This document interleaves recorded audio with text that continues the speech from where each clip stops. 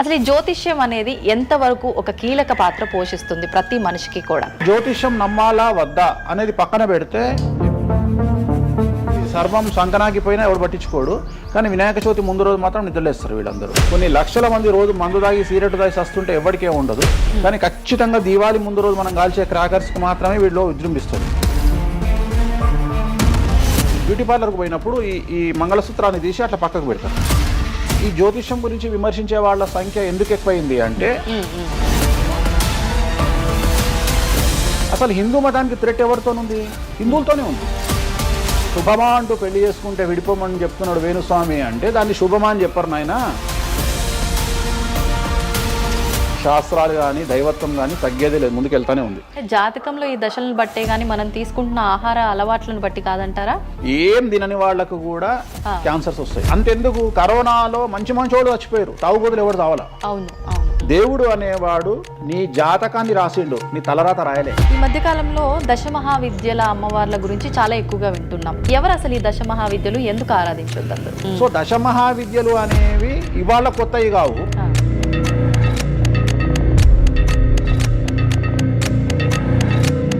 అరుణాచలం ఎవరికి తెలిసి పాలటి వరకు? ఎందుకు అరుణాచలానికి పొలవమంటే వెళ్ళిపోతున్నారు అంటే చాగంటి కోటేశ్వరరావు గారు చెప్పడం వల్ల నీకు అరుణాచలం తెలిసింది. మరి అరుణాచలం విషయంలో ఇదే డిస్కషన్ ఎందుకు వస్తలేదు?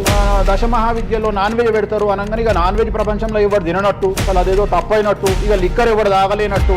రాముడు క్షత్రియుడు, మాంసం తినలేదా? సురాపానం అంటున్నావు. దేవతలే సురాపానం తీసుకున్నారు, అది మద్యమే. మరి అది దానికి ఏందమ్మా?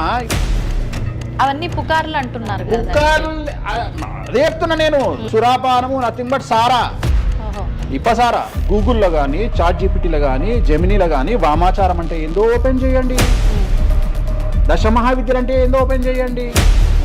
మీకు మీరే తెలుసుకోండి. ఈ సమాజంలో తెలుగు రాష్ట్రాల్లో ఉన్న దొంగలెవరో దొరలెవరో మీరే గుర్తుపట్టండి. ఎవరు అబద్ధాలు చెప్తున్నారు అనే విషయాన్ని తెలుసుకోండి. వేణుస్వామి దొంగ అయితే వేణుస్వామి దగ్గరికి రాకండి. నన్ను 20 నిమిషాలు ఆడుకుందామనే ప్రయత్నం చేసిన నీకు ఇప్పుడు చిన్న ఫినిషింగ్ టచ్ ఇస్తాను. అసలు నువ్వు జనవరి 1కు ముందు నా దగ్గర ఇంటర్వ్యూకి ఎందుకు వచ్చావు? నేను దానికి ఆన్సర్ చెప్తా. కాదు అదే ప్రయత్నం వేణుస్వామి చేసిండు కామాఖ్య విషయం. అమ్మా ఇట్లొచ్చారా? నమస్కారం, వెల్కమ్ టు ఐ డ్రీమ్. ధర్మ మార్గం విత్ విజిత కార్యక్రమానికి స్వాగతం.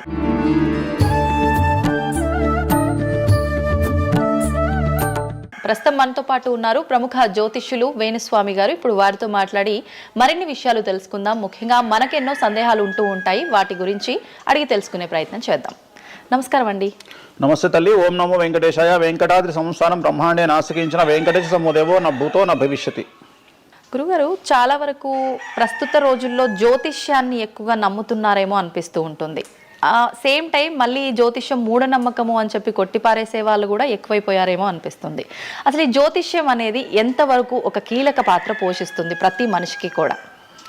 సో జ్యోతిషం అనేది నువ్వు చెప్పినట్టుగా ప్రతి మనిషికి ఒక ఫేసు 2 ఫేసులు ఉంటాయి, కానీ కొంతమందికి చాలా ఫేసెస్ ఉంటాయి. ఉదాహరణ వేణుస్వామికి 2 ఫేస్ ఉండొచ్చు, అంటే సామాజికంగా ఒకటి, ప్రైవేట్గా ఒకటి. కానీ సమాజంలో ప్రస్తుతము తెలుగు రాష్ట్రాల్లో ఒక మనిషికి 5 ముఖాలు ఉన్నాయి. అంటే తెలుగు రాష్ట్రాల్లో ఎందుకు చెప్తున్నానంటే, భారతదేశాన్ని మొత్తం కంపేర్ చేసినప్పుడు భారతదేశానికి సంబంధించినటువంటి రాజకీయాలు వేరు, తెలుగు రాష్ట్రాల రాజకీయాలు వేరు. భారతదేశం సోషల్ మీడియా వేరు, తెలుగు రాష్ట్రాల సోషల్ మీడియా వేరు. భారతదేశం న్యూస్ ఛానల్స్ వేరు, తెలుగు రాష్ట్రాల న్యూస్ ఛానల్స్ వేరు. సో ప్రతిదీ తీసుకుంటే తెలుగు రాష్ట్రాలకు సంబంధించి చాలా ప్రత్యేకమైనటువంటి స్టైల్లో మనం ప్రజెంట్ వెళ్తా ఉన్నాము. ప్రత్యేకించి తెలుగు రాష్ట్రాలు ఇంతకు ముందు ఒకటే రాష్ట్రానికి పరిమితం అయ్యి ఉండే, అది ఇప్పుడు హైదరాబాద్ కూడా అంటుకుంది. సో 2 రాష్ట్రాలు ఇంచుమించుగా సేమ్ స్టైల్లో వెళ్తున్నాయి.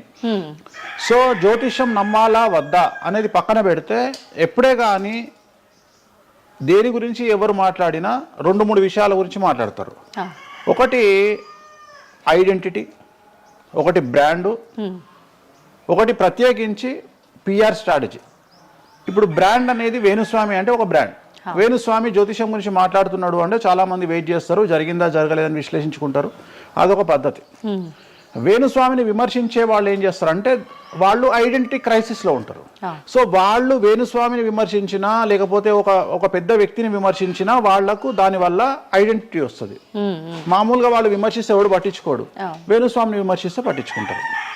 అలా కాకుండా కొంతమంది ఇది ఏమంటారు హేతువాదులు అనొచ్చు, లేదంటే నాస్తికులు అనొచ్చు, ఇంకోటి అనొచ్చు.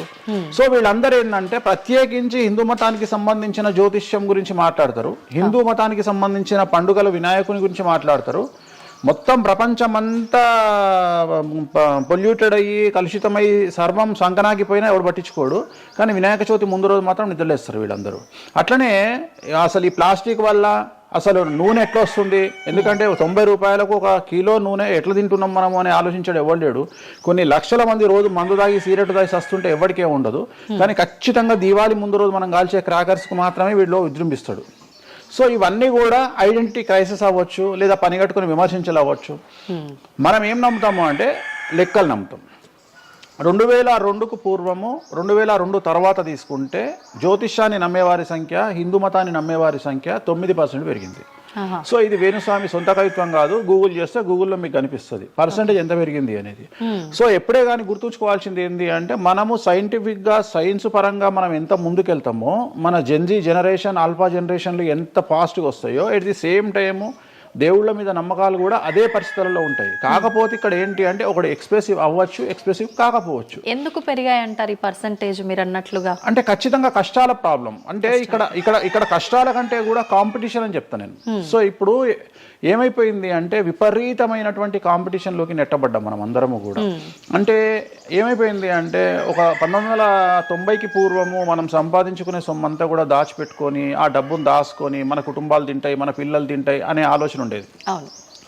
2000 సంవత్సరం తర్వాత ఏమైపోయింది అంటే మనం సంపాదించుకున్నది మనమే ఎంజాయ్ చేయాలి, ఒక కారు కొనుక్కోవాలి, సో లగ్జరీ లైఫ్ లీడ్ చేయాలి, 10 మందికి చూపించుకోవాలి. అంటే స్వతహాగా అనుభవించడం కంటే కూడా 10 మందికి చూపించుకోవాలి అనేటువంటి ఒక పనికిమాలిన భావన జనాల్లో చాలా వచ్చింది. ఇది ఎంతవరకు కరెక్ట్ అంటే తప్పు చెప్తున్నా. ఇప్పుడు ఉదాహరణ ఇన్ఫ్లుయెన్సర్స్ చూస్తుంటే అసలు యాక్చువల్గా వినాయక చవితి అనేది చవితి రోజు చేసుకోవాలి, కానీ వీళ్ళు ఏం చేస్తున్నారు, వినాయక చవితికి 2 రోజుల ముందరనే వినాయక చవితి చేసుకొని దాన్ని మొత్తం ఎడిట్ చేసి అంతా చేసి వినాయక చవితి నాడు పోస్ట్ చేస్తారు. సో దీనివల్ల వాళ్ళ ఖచ్చితంగా ఎఫెక్ట్ అవుతుంది. ఎందుకు ఎఫెక్ట్ అవుతుంది అంటే ఇప్పుడు మాంగళ్యం ఉంది, ఉదాహరణ మెడలో మంగళసూత్రం అనేది ధరిస్తారు అమ్మాయిలు. వీళ్ళు ఏం చేస్తున్నారు ఈ మధ్యన అంటే కొంతమంది అమ్మాయిలు వెస్ట్రన్ కల్చర్కు బానిసలైన అమ్మాయిలు ఏం చేస్తారంటే దాన్ని ఏమంటారు బ్యూటీ పార్లర్కి పోయినప్పుడు ఈ మంగళసూత్రాన్ని తీసి అట్లా పక్కకు పెడతారు. సో మళ్ళీ ఎప్పుడైతే నువ్వు ఆ మంగళసూత్రాన్ని వేసుకుంటున్నావో ఆ సమయం కనుక మంచిది కాకపోతే ఎఫెక్ట్ అవుతుంది ఫ్యామిలీ. సో అందుకని నువ్వు చేసేటువంటి వినాయక చవితి పూజ కరెక్ట్ సమయంలో చేయకపోతే అది నెగిటివ్ అయ్యేటువంటి అవకాశం ఉంది. సో ఇట్లా ఇన్ఫ్లుయెన్సర్స్ ఉదాహరణ ఇప్పుడు జనరల్గా బేసిక్గా మనము ఒక యూరోప్ కంట్రీకి పోతున్నాము, ఒక దుబాయ్కి పోతున్నాము అంటే మనం అక్కడికి పోయినాక షాపింగ్ చేస్తాం. కానీ ఇప్పుడు ఉన్నటువంటి జనరేషన్లో వీళ్ళందరూ ఏంది ఇక్కడ షాపింగ్ చేసి మళ్ళీ అక్కడ షాపింగ్ చేస్తారు.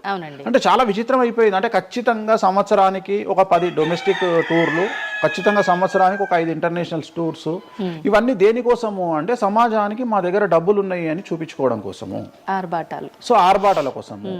సో నేను జనరల్గా ఏం చెప్తా అంటే first build your own brand. First brand build చేసుకున్నాక తర్వాత నువ్వు బ్రాండ్లకు అలవాటుగా.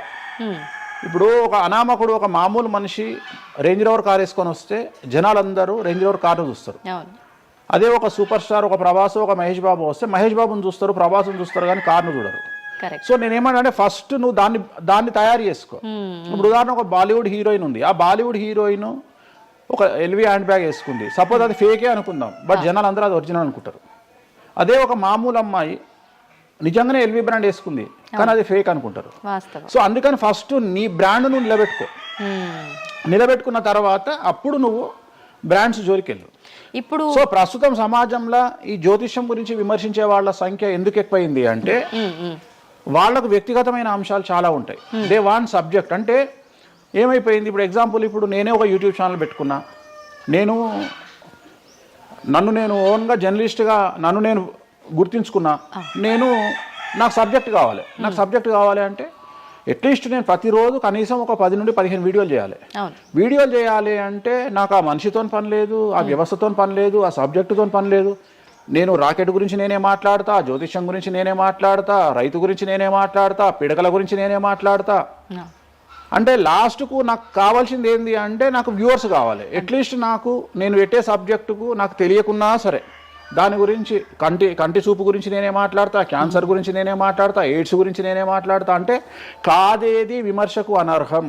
అంటే నీకు సబ్జెక్టు తెలుసా తెలియదా అంటే ఇంగితం ఉండేవాడు కంట్రోల్ చేసుకో. ఇప్పుడు నాకు సిగ్గు శరము ఇంగితం ఉంది. నేను ఇప్పుడు ఆ కెమెరామెన్ తీసేటువంటి కెమెరాకు సంబంధించి ఆయన ఎట్లా పెట్టాలి ఫోకస్, ఆయన లెన్స్ ఎంత అడ్జస్ట్ చేసుకుంటాడు ఏంది అనేది నాకు సంబంధం లేని వ్యవహారం.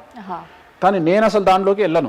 కానీ అదే విశ్లేషకుల పేరుతో ఉండేటువంటి యూట్యూబ్ ఛానల్స్ అవ్వచ్చు, ఇంకొకళ్ళు అవ్వచ్చు, వాళ్ళు ఏం చేస్తారు, దాన్ని కూడా వాళ్ళే జస్టిఫికేషన్ చేస్తారు. అంటే దాన్ని కూడా నువ్వు కెమెరా ఎట్లా పెట్టాలనో కెమెరామెన్కి వీళ్ళు నేర్పిస్తారు, వీళ్ళే డిస్కషన్. ఎందుకు అంటే వాళ్ళకి ఏదో ఒక 10,000 వ్యూవర్షిప్ పోతే ఇట్లా ఓవరాల్గా తీసుకుంటే నెలకి ఇంత వెళ్తుంది పైసలు. సో దీని మీద బ్రతికే వాళ్ళు, సో వాళ్ళు ఏం చేస్తారు, వాళ్ళు విమర్శలు చేస్తారు. సో అట్లనే హేతువాదుల ముసుగులో ఉండేవాళ్ళు విమర్శలు చేస్తారు. అన్నిటికంటే ప్రాబ్లం ఏమైపోయింది అంటే పొద్దున్న లేస్తే హిందూ మతం బాగుండాలి, హిందూ మతం బాగుండాలి అంటే అసలు హిందూ మతానికి థ్రెట్ ఎవరితోనుంది? హిందువులతోనే ఉంది. ముస్లిమ్స్తో లేదు, క్రిస్టియన్స్తో లేదు. ఎందుకంటే వేరే వాళ్ళు మన జోలికి రావట్లా. ఎంతసేపు కప్పల భాగవతం లాగా మన జీవితంలో ఎలుకల భాగవతం లాగా ఒక ఎలుక ఇంకో ఎలుకని కిందికి గుంజుతుంది, ఒక కప్ప ఇంకో కప్పని కిందికి లాగుతుంది. అట్లనే హిందువులలో వేణుస్వామి ఆస్ట్రాలజికల్ ప్రిడిక్షన్స్ లో మంచిగా ఉన్నాడు అంటే వేణుస్వామి చెప్పింది ఏదైనా జరిగినప్పుడు వేయడానికి ఎవరికి మనసు రాదు, కానీ వేణుస్వామిని విమర్శించడానికి పొలోమంటే అందరూ వచ్చేస్తారు. అంటే మరి నేను హిందువునే కదా, నన్ను కిందికి లాగేవాడు హిందువే కదా, మరి ఇక్కడ హిందూ మతం ఏమవుతుంది? ఇప్పుడు సమాజంలో నేను అబ్జర్వ్ చేస్తున్నా, గత కొన్ని రోజుల నుండి, ఒక 6 నెలల నుండి, సంవత్సరం నుండి Telugu media in the sense నేను లోకల్ సోషల్ మీడియాలో హిందూ మతాల పేరు మీద కొత్త వర్షన్ వచ్చింది. ఏంటి అంటే హిందూ ఆచార వ్యవహారాలను విమర్శించడము చాలా కామెడీ అయిపోయింది. ఒక ఆయన ఈ మధ్యలో ఇంటర్వ్యూ చూసిన నేను, అసలు దుర్గమాల లేదంటాడు ఆయన. నేను షాక్ అయినా. నేను ఇనుంటావు నువ్వు కూడా. నాకు ఆశ్చర్యం అనిపించింది. దుర్గమాల లేదు అంటే అమ్మవారి మాల, జనరల్ గా భవానీ మాల కరెక్ట్ వర్డ్. భవానీ మాల లేనే లేదు, అసలు చరిత్రలో లేదు అంటాడు. అంటే సమాజము ఏదో విధంగా భక్తి మార్గం వైపు వెళ్తుంది అంటే నువ్వు సంతోషంగా ఫీల్ అవ్వాలి. కానీ దాన్ని కూడా విమర్శించేవాడు ఎందుకంటారు ఇలా అంటే వీళ్ళందరూ పండితులు కాదు, వీళ్ళందరూ standing comedians or sitting comedians. ఒక ఆయన కూర్చొని మాటలు చెప్తాడు, వాళ్ళు నవ్వడం స్టార్ట్ కాగానే ఈయన మర్చిపోతాడు. ఇక ఈయన మర్చిపోయి, అంటే ఆడవాళ్ళు నవ్వుతుంటారు, మగవాళ్ళు నవ్వుతుంటే ఈయన ఆనందానికి పరవశుడు అయ్యి ఇంకా వాళ్ళు నవ్వుతున్నారు కదా అని రెచ్చిపోయి, ఇంకా గ్రహాలు లేవు, దేవుడు లేడు, ఏది ఒక బ్రాహ్మణుడు అయ్యుండి, ఒక పండితుడు అయ్యుండి టోటల్ మన సబ్జెక్టుకు వ్యతిరేకంగా మాట్లాడుతూ ఉంటాడు. అట్లనే ఆయన ఎవరో భవానీమాల లేదు అంటాడు. నీకు వచ్చిన నష్టమేముంది? నువ్వు మొగోడివైతే భవానీమాల కాదు, ఎవరైతే కోయంబత్తూరులో ఈషా ఫౌండేషన్లో లింగభైరవ అమ్మవారు లేదని చెప్పు, అది నీ గొప్పతనం. నిజంగా లింగభైరవ అమ్మవారు లేనప్పుడు లేదని చెప్పు. ఆమె క్రియేటెడ్ కాడు, చెప్పొచ్చు కదా లేదు అని. ఎందుకంటే అక్కడ భయం ఏంటంటే ఎవరు తంతడు అని. వీళ్ళ భయం అంటే ఏంటంటే ఎక్కడైతే ఎవడు వీళ్ళకి అడ్డు రాడో అక్కడికి వస్తారు. వీళ్ళకి ఒరిజినల్ సబ్జెక్ట్ మాట్లాడే దమ్ము లేదు. సో ఇదంతా ఎంత చేసినా నేను అల్టిమేట్గా చెప్పేది ఏంటంటే, జ్యోతిష్యానికి వ్యక్తిగతంగా నా దగ్గరకు వచ్చేవాళ్ళు నాకు జనాలకు చెప్పారుగా. ఇప్పుడు నేను ఒక మాట చెప్తా, ఇప్పుడు సీక్రెట్ మెయింటైన్ చేయాలనుకుంటారు ప్రతి ఒక్కడు, ప్రైవసీ మెయింటైన్ చేయాలనుకుంటారు. మామూలుగా హాస్పిటల్కి పోతేనే ఇవాళ ప్రైవసీ మెయింటైన్ చేయాలనుకుంటున్నారు. అది అట్లీస్ట్ తలకాయనొప్పికి పోయినా వాళ్ళు దే వాంట్ ప్రైవసీ. అంటే కారు డైరెక్ట్గా B1కి వెళ్ళిపోతుంది, పైకి వెళ్ళిపోతారు, డాక్టర్ని కలుస్తారు, వస్తారు. అట్లాంటిది వేణుస్వామి దగ్గరకు వచ్చి నేను ఎందుకు చెప్పాలనుకుంటున్నా, లేదంటే నేను ప్రజలకి చెప్పాలనుకుంటున్నా అనుకోరు కదా. ఎవరో ఒకళ్ళు వేణుస్వామి దగ్గరికి వెళ్ళినప్పుడు కొన్నిసార్లు కొన్ని వీడియోలు తీసినప్పుడు 100 మందిలో ఒక వీడియో తీసినప్పుడు ఆ వీడియో పోస్ట్ చేస్తాము, దానివల్ల నా దగ్గరకు వచ్చినట్టు తెలుస్తుంది. కానీ 99% నా దగ్గరకు వచ్చినట్టు తెలియదు. నా దగ్గరికే కాదు, జ్యోతిషం అనేది ఎక్స్ట్రీమ్గా జనాల్లోకి వెళ్తున్నది. ఎట్ ది సేమ్ టైం భక్తి అనేది జనాల్లోకి వెళ్తున్నది. దాన్ని భయం అంటమా భక్తి అంటమా పక్కన పెడితే ఈరోజు జనాలు ముక్కోటి కానీ ఇతరత్ర పండుగలు కానీ జనవరి 1 కానీ జనాలు విపరీతంగా దేవాలయాల్లో ఉంటున్నారు. అంటే జనాలకు దేవుడి మీద కానీ శాస్త్రాల మీద కానీ వచ్చినటువంటి నమ్మకము, ఈ నమ్మకాన్ని ఎవరో ఒకళ్ళు వచ్చి టీవీలో కూర్చొని చెప్పినంత మాత్రాన పోదు. సో ఇది జనాల్లోకి విపరీతంగా వెళ్తానే ఉంటుంది. జనాలు ఎప్పుడే కానీ ఎంత వెస్టర్న్ కల్చర్కి వెళ్ళినా నమ్మకము అనేది ఒకటి ఉంటుంది. మనల్ని నమ్మించేది, మనల్ని బ్రతికించేది నమ్మకము. ఈ నమ్మకం లేకపోతే మనకు జీవితం లేదు. సో ఈ జ్యోతిష్యము అనేది అంధకార బంధురంలో ఉండేటువంటి ఒక వ్యక్తిని బయటకు తీసుకురావడానికి, జరగబోయేటువంటి నష్టాన్ని చెప్పడానికి మాత్రమే పనికి వచ్చేటువంటి శాస్త్రము. అంతేగాని నువ్వు 50 ఏళ్లకు నరుకుతావు, 40 ఏళ్లకు కారు కొంటావు, ఈ సొల్లు పురాణం చెప్పాల్సిన పని లేదు. జరగబోయేటువంటి నష్టాన్ని గనక చెప్పగలిగితే జ్యోతిష్యము దాన్ని సరి చేసుకోవడంతో పాటు మానసికంగా స్ట్రాంగ్ అవ్వడానికి ఆ వ్యక్తికి చాలా చాలా చాలా ఉపయోగపడుతుంది. భార్యాభర్తలు తన్నుకొని చస్తారు, విడిపోతారు అని చెప్పడంలో ఉద్దేశము మీరు విడిపోండి అని కాదు. భార్యాభర్తల్లో అట్లీస్ట్ జనరేషన్ ను బట్టి ఈ రోజు భర్త అనేవాడు కాంప్రమైజ్ అయ్యి భార్య తిట్టినా పడి ఉంటాడు అని ఇక్కడ ఉద్దేశము. అంటే ఒకప్పుడు భార్యకు భర్తకు పెళ్లికి కనీసం 10 సంవత్సరాల గ్యాప్ ఉండేది. ఎందుకు అంటే భార్య అనే అమ్మాయి చిన్నపిల్లగా ఉంటే భర్త అనేవాడు ఒక కూతుర్ని చూసుకుంటాడు అనే ఉద్దేశంతో ఆ పెళ్లిళ్ళు చేసేవాళ్ళు. ఇవాళ ఏం చేస్తున్నారు, ఇద్దరికి 6 నెలలు తేడా ఉండదు. సో ఇద్దరు టెంపర్మెంట్ లో వెళ్తారు, ఇద్దరు గొడవలు పడతారు. సో ఈ కండిషన్ లో వాళ్ళిద్దరు విడిపోయేటువంటి తత్వం వైపు వెళ్తారు. కాబట్టి మొదలే మీ జాతకాలు బాగాలేవు, మీకు విడిపోయే అవకాశం ఉంది అంటే మిమ్మల్ని విడిపోమని చెప్పడం కాదు. ఇక్కడ మీరు జాగ్రత్తగా ఉండండి, కాంప్రమైజ్ కండి, ఈగోస్ పక్కన పెట్టండి, మీ పొసెసివ్నెస్ ను పక్కన పెట్టండి. సో ఆర్థికపరమైనటువంటి అంశాల్లో క్యాలిక్యులేటెడ్గా ఉండండి, తన్నుకొని చావకండి, విడిపోకండి అని మొదలే వాళ్ళని హెచ్చరించడం అనేటువంటిది దీంట్లో భాగము. కానీ ఇవాళ ఏమంటున్నారు, శుభమా అంటూ పెళ్లి చేసుకుంటే విడిపోమని చెప్తున్నాడు వేణుస్వామి అంటే దాన్ని శుభమా అని చెప్పరు నాయన. ప్రతి ఒక్కళ్ళకి అదే చెప్తున్నారు. ఆ మాతకు వస్తే మీరు పొద్దున్న లేస్తే 100 పెళ్లిలలో 80 పెళ్లిళ్ళు డివోర్స్ అవుతున్నాయి. మరి దీని మీద మీరే కదా డిబేట్ పెడతారు. సో ఇదంతా ఏంటంటే ఒక వ్యక్తిని విమర్శించాలనుకున్నప్పుడు వాళ్ళు ఏదైనా తీసుకురావచ్చు. దాన్ని రామ అంటే దాన్ని చిన్న పదాలు మారిస్తే ఆ రామ అనేది ఒక బ్యాడ్ వర్డ్ అవుతుంది. సో దాన్ని ఎట్లంటే అట్లా చేసుకొని పోవచ్చు. కానీ ప్రస్తుతం దేశ కాలమాన పరిస్థితులలో జ్యోతిష్యం కానీ శాస్త్రాలు కానీ దైవత్వం కానీ తగ్గేదే లేదు, ముందుకెళ్తానే ఉంది. ఇప్పుడు ఒక మనిషి జననం దగ్గర నుంచి చనిపోయే వరకు జాతకం అనేది కొన్ని సందర్భాల్లో మాత్రమే చూడాలి అని చెప్పి ఒకప్పటి కాలంలో చెప్పేవారట. కానీ ఇప్పుడు మాత్రం పుట్టిన దగ్గర నుంచి ఎప్పుడు ఏ చిన్న సమస్య వచ్చినా జాతకం చూపించుకోవడము, అసలు ఇది మన సాంప్రదాయంలో లేనే లేదు అంటున్నారు. ఇది ఎంతవరకు వాస్తవం?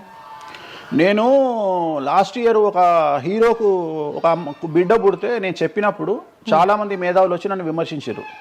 చిన్న పాపకు జాతకం చెప్తారా ఎవడన్నా అని. నీకు తెలిసే ఉంటే కృష్ణదేవరాయల ఆస్థానం కానీ ఇతర రాజులు పెద్ద పెద్ద రాజుల ఆస్థానంలో కానీ ఆస్థాన సిద్ధాంతి అని ఉండేవాడు. వాళ్ళు ఏం చేసేవాళ్ళు అంటే రాణికి కూతురు పుట్టిన కొడుకు పుట్టిన వాళ్ళు వచ్చి మొత్తం లైఫ్కు సంబంధించిన జాతకాన్ని రాసేవాళ్ళు. పుట్టడంతోనే ఈ అసలు పుట్టిన రోజే రాసేవాళ్ళు. వీళ్ళు ఏమైతారు, ఈయన జీవితంలో ఏమైతాడు, దొంగ అవుతాడా, మంచోడు అవుతాడా, రాజు అవుతాడా, లంగ అవుతాడా, క్రికెటర్ అవుతాడా అంటే ఆ దేశకాలమాన ప్రశ్న బట్టి అప్పుడు. సో దాన్ని ఇప్పుడు కన్వర్షన్ చేసుకుంటే ఇప్పుడు మేము రాసే జాతకంలో ఇప్పుడు వీడు ఇంజనీర్ అవుతాడా, డాక్టర్ అవుతాడా, ఎంటర్ప్రెన్యూర్ అవుతాడా, ఉద్యోగస్తుడు అవుతాడా. సో ఇవన్నీ అంచనా వేగ ఒక మనిషి పుట్టినప్పటి నుండి లగ్నాన్ని బేస్ చేసుకొని 1వ నెంబరు అంటే లగ్నము నుండి 12వ నెంబరు అంటే వ్యయము 1 నుండి 12 గడులను కనుక తీసుకొని రాస్తే ఆ మనిషి ఎప్పుడు పుట్టి ఏమేం చేస్తాడు, ఎప్పుడు చనిపోతాడు అనేది వెరీ క్లియర్గా మెన్షన్ చేయవచ్చు. సో ప్రతి రోజు జాతకాన్ని వేసుకోవచ్చు, ప్రతి నెల జాతకాన్ని వేసుకోవచ్చు. గోచారము గ్రహచారము అని 2 ఉంటాయి. గోచారము అంటే ప్రస్తుతం జరిగేటువంటి గ్రహాల యొక్క గమనం ఏ విధంగా ఉంది అని తెలియజేసేది గోచారము. గ్రహచారము అంటే పుట్టినప్పుడు దాన్ని బేస్ చేసుకొని రాసేది గ్రహచారము. జనరల్ గా తెలుగు రాష్ట్రాల్లో చాంద్రమానాన్ని మాత్రమే బేస్ చేసుకొని జాతకాలు రాస్తారు.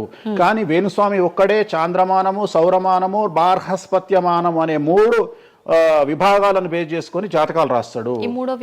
చాంద్రమానము అంటే చంద్రుడిని బేస్ చేసుకొని రోజున్నర పాటు చంద్రుడు ఒక రాశిలో ఉండేదాన్ని చాంద్రమానము అంటారు. ఇది మన దక్షిణ భారతదేశంలో వాడతాము.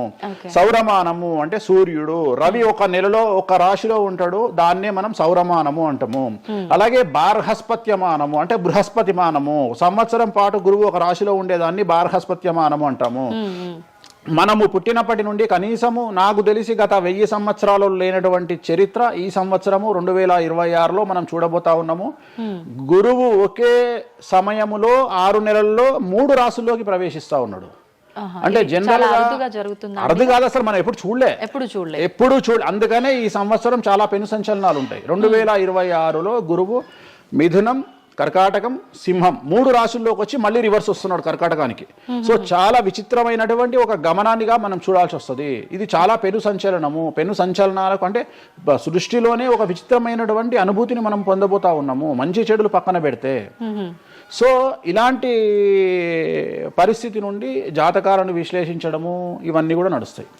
ఇప్పుడు కొన్నిసార్లు మనిషి కొన్ని సందర్భాల్లో ఇబ్బంది వచ్చినప్పుడు నా తలరా తింటే భగవంతుడు ఇంకా రాసేశాడు, నేనేం మార్చలేను అంటుంటారు. కొన్నిసార్లు భగవంతుడిని పక్కన పెట్టి, తలరాతను పక్కన పెట్టి మనం గట్టిగా ఒకటి అనుకుంటే అయిపోతుంది అని అంటూ ఉంటారు. మీరు ముందుగానే ఒక శిశువు జననం అయినప్పుడే వాళ్ళ మొత్తం లైఫ్కి సంబంధించిన జాతకం ఇవ్వగలుగుతాము అన్నారు. మరి ఇప్పుడు మధ్యలో ఇప్పుడు చెప్తున్న వాళ్ళ విధానాలను బట్టి మనం అనుకుంటే అయిపోతుంది, ఏదైనా మనం ప్రయత్నం చేస్తే మారుతుంది, భగవంతుడు దాన్ని మార్చేస్తాడు కొన్ని ప్రయత్నాల వల్ల అంటారు. ఈ రెండిట్లో అసలు దేన్ని నమ్మాలంటారు? ఇప్పుడు భగవంతుడు రాసినాడు, మన జాతకము మారదు, మన తలరాత మారదు అని అనుకుంటే అలాంటి వాళ్ళందరినీ మనం చేయాల్సింది ఏంటంటే, వాళ్ళకి ఎవరికైనా హార్ట్ అటాక్ రాగానే వాళ్ళని అట్లనే బెడ్ మీద కూర్చోబెట్టి ఎదురుగా ఫోటో పెట్టి దేవుని మొక్కమని చెప్పాలి. హాస్పిటల్కి ఎవరిని పంపించొద్దు. ఎందుకంటే తలరాత కదా, భగవంతుడు రాసేసిండు కదా. మరి ఎందుకు మరి అనవసరంగా అంబులెన్స్కి ఫోన్ చేయడము, హాస్పిటల్కి వెళ్ళడం ఎందుకు? పనిలేని పని కదా. అంటే నీ ప్రయత్నము, హార్ట్ అటాక్ వచ్చినా కానీ నిన్ను తీసుకుపోయి హాస్పిటల్లో అడ్మిట్ చేస్తున్నారు. సో హాస్పిటల్లో నిన్ను టైంకు తీసుకుపోవాలా వద్దా అని డిసైడ్ చేసేది జాతకం. నువ్వు బతుకుతావా బ్రతకవా అని డిసైడ్ చేసేది జాతకం. ఇక్కడ నేను తోపు నేను తురుము అని అనుకుంటే నడవదు. నేను తోపు నేను తురుము అనుకోవద్దు. చాలా మంది చాలా రకాలుగా కష్టపడతారు. కష్టపడితేనే సుఖపడతాము, కష్టపడితేనే జీవితం అభివృద్ధిలోకి వస్తుంది అనుకుంటే అతి కష్టం పడేది గాడిద. సో అతి కష్టం పడేది డ్రైనేజీలో పనిచేసేటువంటి మున్సిపల్ వర్కర్స్. సో వాళ్లకు ₹1,00,000 రోజుకు జీతం ఇచ్చినా తక్కువ లేదు. అంటే వాళ్ళు ఊడ్చే చెత్త, వాళ్ళు తీసే చెత్త ఈ ప్రపంచంలో ఎవరూ భరించలేరు. అలాంటిది వాళ్ళు చేసే కష్టం మీద కంపేర్ చేస్తే ఈ ప్రపంచంలో ఇక కష్టం చేసే మనుషులే లేరుగా. మరి అలాంటి వారికి మనం ఇచ్చే జీతం ఎంత? 40,000, 50,000. కానీ వాళ్లకు కనీసం నెలకు 40 లక్షలని ఇవ్వాలి.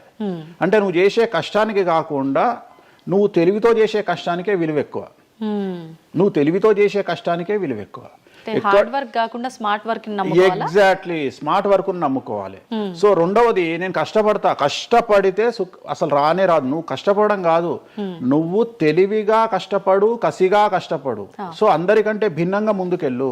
సో దీంట్లో లోకులు నీ మీద రాళ్లు వేస్తారు, దీంట్లో లోకులు నిన్ను సమాజంలో టార్గెట్ చేస్తారు. So there is no development in comfortable zone. నువ్వు కంఫర్టబుల్ జోన్ దాటిన తర్వాతనే నీ జీవితంలో నీ కష్టాలు అనేవి స్టార్ట్ అవుతాయి. ఆ కష్టాలు స్టార్ట్ అయిన తర్వాత అభివృద్ధి అనేది ఏర్పడుతుంది.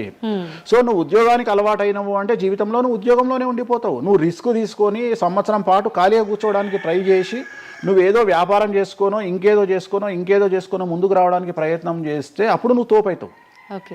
సో ఇక్కడ నువ్వు ఎంత టార్గెట్ చేసినావు, జీవితంలో ఎంత డబ్బు సంపాదిస్తున్నావు అనే దాని మీద నువ్వు తీసుకునే రిస్క్ ఆధారపడి ఉంటుంది. నువ్వు తీసుకునే రిస్క్ను బేస్ చేసుకుని నీ లైఫ్లో డెవలప్మెంట్ అనేది ఆధారపడి ఉంటుంది. అంతేగాని నేను నార్మల్గానే ఉంటా, నాకు డబ్బులు రావాలి అంటే రావు. ఎట్ ది సేమ్ టైము నాకు జ్యోతిష్యము అనేటువంటిది ఎలాంటిది అంటే, డాక్టర్ దగ్గరికి పోయినప్పుడు బ్లైండ్గా కాలో చెయ్యో ఇరిగినప్పుడు డాక్టర్ దగ్గరికి పోయినావు, డాక్టర్ ఏమంటాడు? ఫస్ట్ ఎక్స్రే తీసుకొని రా అంటాడు. అదే జ్యోతిష్యం. ఆ ఎక్స్రే అనేదే నీ లగ్నం, ఎక్స్రే అనేదే నీ కుండలి. సో నువ్వు తీసుకున్న ఎక్స్రే, నువ్వు ఎట్లయితే డాక్టర్ దగ్గరికి పోయినప్పుడు ఎక్స్రే ఎట్లయితే పనిచేస్తుందో, నీ కష్టం వచ్చినప్పుడు నిన్ను కష్టాల నుండి బయటికి తీసుకురావడానికి జ్యోతిష్యం అనేది ఎక్స్రే లాగా ఉపయోగపడుతుంది.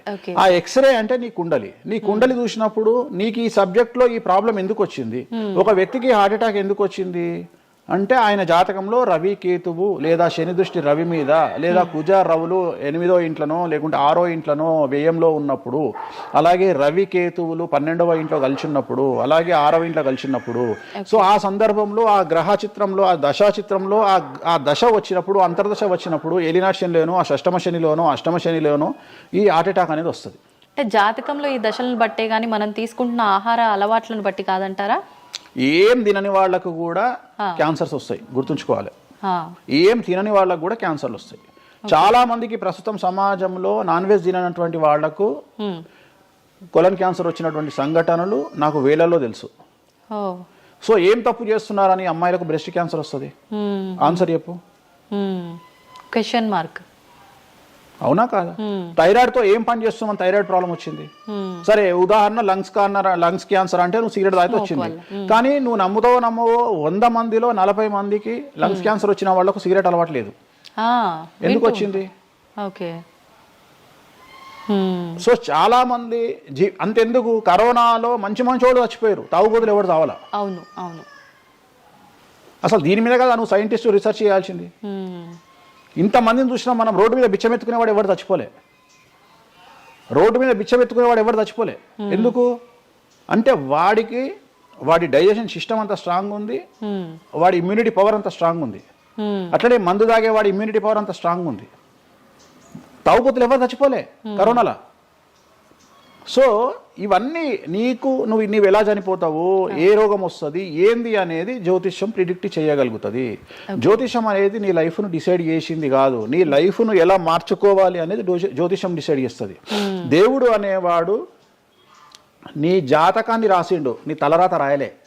ఇక్కడ గుర్తుంచుకోవాల్సింది ఏంటంటే నువ్వు ఏ సమయంలో పుట్టాలి అనేది డిసైడ్ చేసింది ఎవరు? దేవుడు. సో నువ్వు పుట్టినప్పుడు 9 గ్రహాల కాంబినేషన్స్ ఎక్కడున్నాయి? లగ్నంలో ఎవరున్నారు, ద్వితీయంలో ఎవరున్నారు, తృతీయంలో ఎవరున్నారు, చతుర్థంలో ఎవరున్నారు, పంచమంలో ఎవరున్నారు, షష్టమంలో ఎవరున్నారు, వ్యయంలో ఎవరున్నారు. అంటే నీకు ఏ రోగాలు రావాలి, నీకు దోస్తులు ఎట్లాంటి వాళ్ళు ఉన్నారు, నీ కుటుంబంలో నీకు బంధువులతో గొడవలు అయితేయా కావా, నువ్వు డబ్బు ఎంత సంపాదిస్తావు, ఉద్యోగం వల్ల సంపాదిస్తావా, వ్యాపారం వల్ల సంపాదిస్తావా, లేకపోతే బెట్టింగ్లకు పోయి నాశనం చేసుకుంటావా, లేకపోతే వ్యసనపరుడు పోయి నాశనం చేసుకుంటావా, సో అమ్మాయిలకు బానిసైతావా, అంటే ఇట్లాంటివన్నింటిని అనలైజ్ చేయగలిగినటువంటి శక్తి జ్యోతిష్యానికి ఉంది. జ్యోతిష్యము అనేది వేరు కాదు. నువ్వు ఏదైతే దేవుడు జాతకం రాసిండు, ఏదైతే తలరాత రాసిండు అంటుండో గదే గిది. అంటే పుట్టిన టైంని, ప్లేస్ని అన్నిటిని బట్టే ఈ ప్రిడిక్షన్. ఒక మనిషి పుట్టిన సమయాన్ని బేస్ చేసుకొని ఇప్పుడు నువ్వు మాట్లాడుతున్న దేవుడు రాసిన తలరాతనే జాతకం. తలరాత వేరు, జాతకం వేరు కాదు. నీ తలరాత అనేది ఈ లగ్నంలో ఉంది, ఈ కుండలిలో ఉంది. దీన్ని బేస్ చేసుకొని, దీన్ని చేతిలో పట్టుకొని నువ్వు ముందుకెళ్తే నీకు ఏ ప్రాబ్లం ఉండదు. ఒక్కసారి జ్యోతిష్కుని సంప్రదిస్తే కాదు, నువ్వు ప్రతి సంవత్సరము లేదా 2.5 సంవత్సరాలకు ఒకసారి శని మారినప్పుడల్లా నీ జాతకం మారుతుంటది. గోచారంలో మారుతుంటది, గ్రహచారంలో మారుతుంటది. నువ్వు ఎలాంటి చర్యలు తీసుకోవాలి, ఎలాంటి జాగ్రత్తలు తీసుకోవాలి, నీకు వాహన ప్రమాదాలు ఎప్పుడు వస్తాయి, ఆరోగ్యపరమైన ఇబ్బందులు ఎప్పుడు వస్తాయి, న్యాయపరమైన ఇబ్బందులు ఎప్పుడు వస్తాయి, నువ్వు ఎదిగిన తర్వాత నీకు శత్రువులు పెరుగుతారు, నువ్వు ఎంత శుద్ధపూసైనా ఎంత మంచివాడివైనా నువ్వు సమాజంలో ఎదిగి ఒక కారు కొనుక్కొని, ఒక ఇల్లు కొనుక్కొని, నీ బతుకు నువ్వు బ్రతుకుతున్నా నీ మీద జనాలు ఏడ్చి చస్తారు. నీకు శత్రువులు అనేవాళ్ళు ఏర్పడతారు. నువ్వు మంచి చేసినా శత్రువులు వస్తారు, చెడు చేసినా శత్రువులు వస్తారు. సో ఇలాంటి వాళ్ళందరి నుండి నువ్వు ఎట్లా తప్పించుకోవడానికి ఏమేమి పూజలు చేసుకోవాలి, ఏమేమి న్యాయపరమైన జాగ్రత్తలు తీసుకోవాలి, వీటన్నిటినీ క్రోడీకరించి చెప్పగలిగిన వాడు జ్యోతిష్కుడు.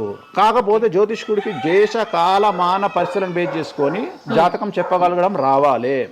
ఎందుకంటే జ్యోతిష్యంలో ఉదాహరణ రవి, కుజ, కేతువు కలిసి ఉన్నప్పుడు సుఖవ్యాధి వస్తుంది.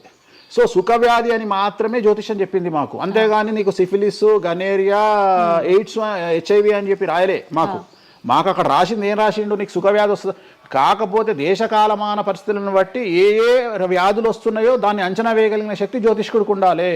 ఇప్పుడు కూడా నువ్వు ఇంజనీరింగ్ చేస్తున్నావు అంటే ఇంజనీరింగ్ ఇంకో 2 ఏళ్ళు అయితే పోతుంది. సో కొత్త ఏదో వస్తుంది, స్టడీస్ వస్తాయి. సో మనం మారుతా ఉండాలి, మనం అప్డేట్ అవుతా ఉండాలి.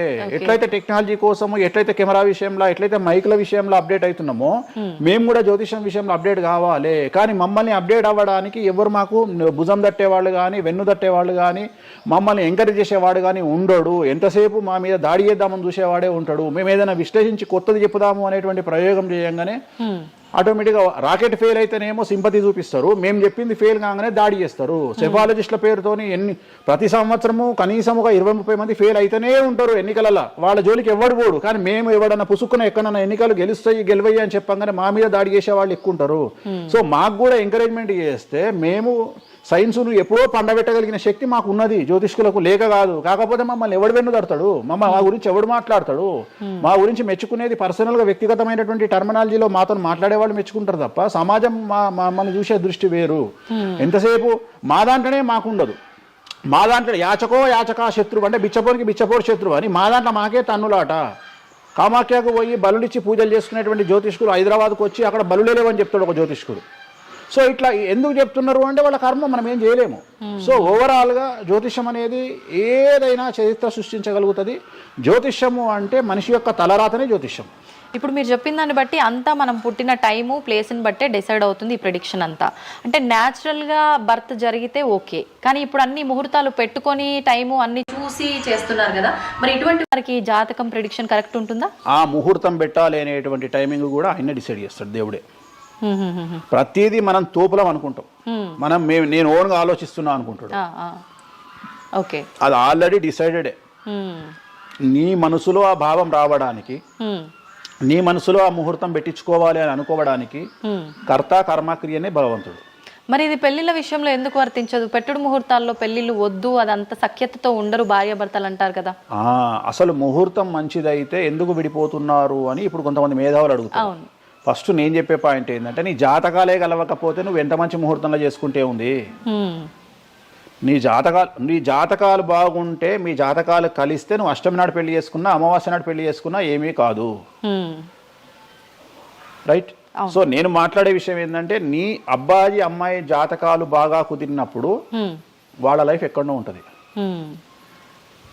చాలా మంది there is calculated love, calculated relation. అమ్మాయి ఏమనుకుంటుంది, నేను నెలకు 1,50,000 సంపాదిస్తున్నా, నాకు ఖచ్చితంగా 2 లక్షలు సంపాదించే అబ్బాయి కావాలి అనుకుంటుంది. కానీ నన్ను జీవితంలో బాగా చూసుకునే అబ్బాయి కావాలి, నేను కాంప్రమైజ్ అవుతా, నీకు 1,00,000 వస్తుందా, నేను 1,50,000 సంపాదిస్తా, ఇద్దరం కలిసి 2.5 లక్షలతో బతుకుతాము అని ఏ అమ్మాయి అనుకోదు. సో ప్రతి ఒక్కడి క్యాలిక్యులేషన్ ఇదే. అలాగే అబ్బాయి ఏమనుకుంటాడు, నాకు 2 లక్షలు వస్తుంది కానీ నాకు చాలా అందమైన అమ్మాయి కావాలి అనుకుంటాడు. సో ఇక్కడ ఉన్న డిమాండ్కు తగ్గట్టు సప్లై లేదా. సో అప్పుడు ప్రాబ్లం ఏమవుతుంది, ఫైటింగ్. అప్పుడు ఏమవుతుంది అంటే కాంప్రమైజ్ అనేది స్టార్ట్ అవుతుంది. అంటే జ్యోతిష్యుడు జాతకాలు బాగాలేవు అని చెప్పినా ఇనే పరిస్థితులలో వీళ్ళు ఉండరు. రెండవది, జ్యోతిష్కులు కూడా ఏం చేస్తారంటే సాధ్యమైనంత వరకు ముక్కుసూటిగా ఆన్సర్ చెప్పకుండా, కుజదోషం ఉంది, 7వ ఇంట్లో కుజుడున్నాడు, 7వ ఇంట్లో శని కుజులు కలిసి ఉన్నారు, సో చాలా ప్రాబ్లం అవుతుంది. లేదా 7వ ఇంట్లో చంద్రుడు కుజుడు కలిసి ఉన్నారు, సో పిల్లవాడి తల్లి వల్ల సమస్యలు వస్తాయి, లేదా పిల్ల తల్లి వల్ల సమస్యలు వస్తాయి అని వీడు డైరెక్ట్గా అమ్మాయికో అబ్బాయికో చెప్పడు. లేదు మీ ఇద్దరికి సంతాన యోగం లేదు అని చెప్పడు. ఉదాహరణ 9:5 అయింది, ఇద్దరిది అమ్మాయిది అబ్బాయిది, సంతాన యోగం ఉండదు, షష్టాష్టకాలు అయినాయి. వీడు ఏమంటాడు, షష్టాష్టకాలలో శుభ షష్టాష్టకాలు అంటాడు. అంటే విషయంలో మంచి విషయం ఉంటుందా, ఉండదు కదా. శుభ షష్టాష్టకాలు ఎక్కడి నుండి వచ్చినాయి, నువ్వు చెప్పేదే విషం అంటున్నావు, విషం అనుకుంటూ మంచి విషయం అంటున్నావు మళ్ళా. సో మంచి విషయం ఎక్కడ నుండి ఉంటుంది, ఉండదు. విషయం వేసుకుంటే చస్తాడు. అట్లనే షష్టాష్టకాలు అంటే ప్రాబ్లం స్టార్ట్ అవుతుంది. అట్లనే 9:5 ఏకనాడి, వర్ణదోషము, యోని దోషము, ఇట్లా చాలా రకాల దోషాలు ఉంటాయి. సో ఈ దోషాలను ఏం చేస్తారంటే, ఈ దోషాలను ఎదుటి వ్యక్తికి నిజాయితీగా చెప్పడం మానేసి సాధ్యమైనంత వరకు వీళ్ళు పెళ్లి చేసుకోవాలి అనే ఇంటెన్షనల్ గా పాజిటివ్ వేలో వెళ్తాడు. రెండవది ఏంటంటే, ఆల్రెడీ వీళ్ళు ఏం చేస్తారు, మేమిద్దరం ఫిక్స్ అయినాము, మేము పెళ్లి చేసుకుంటాము అని డిసైడ్ చేసుకొని వస్తారు అక్కడికి. అప్పుడు వాడు ఇవన్నీ చెప్పి వాళ్ళ మనసును విరగొట్టాడు. జనరల్గా ప్రపంచంలో ఏ అమ్మాయి తండ్రి కానీ ఏ అబ్బాయి తండ్రి కానీ తన బిడ్డనో తన కూతురో తన అల్లుడో నాశనం కావాలి అని కోరుకోరు. కానీ చెప్పగలిగినటువంటి పరిస్థితుల్లో ఎవరు ఉండాలి, జ్యోతిష్కుడు ఉండాలి. సో అది నేను చేస్తున్న ప్రస్తుతం కలియుగంలో. వేరే వాళ్ళు ఎవరు చేయట్లేదు ఆ విధంగా. ఎందుకంటే రేపొద్దున కలిసి ఉండకపోతే 2 కుటుంబాలు బాధపడతాయి, సమాజంలో చెడ్డ పేరు వస్తుంది, వీళ్ళ లైఫ్ స్పాయిల్ అయిపోతుంది. సో అందుకని నేను చాలా జాగ్రత్తగా మొదలే డిసైడ్ చేసి, నీకు ఈ ప్రాబ్లం ఉందిరా బాబు, నువ్వు జాతకాలు నీకు కలవలేదు, వివాహం చేసుకోకు అని చెప్తా. వీళ్ళ జాతకాలు బాగా లేకున్నా తీసుకుపోయి మంచి ముహూర్తం చూసుకొని పెళ్లి చేసుకుంటే ఆ ముహూర్తం వీళ్లను సఫలీకృతులను చెయ్యదు. నీ జాతకం బాగుండాలి.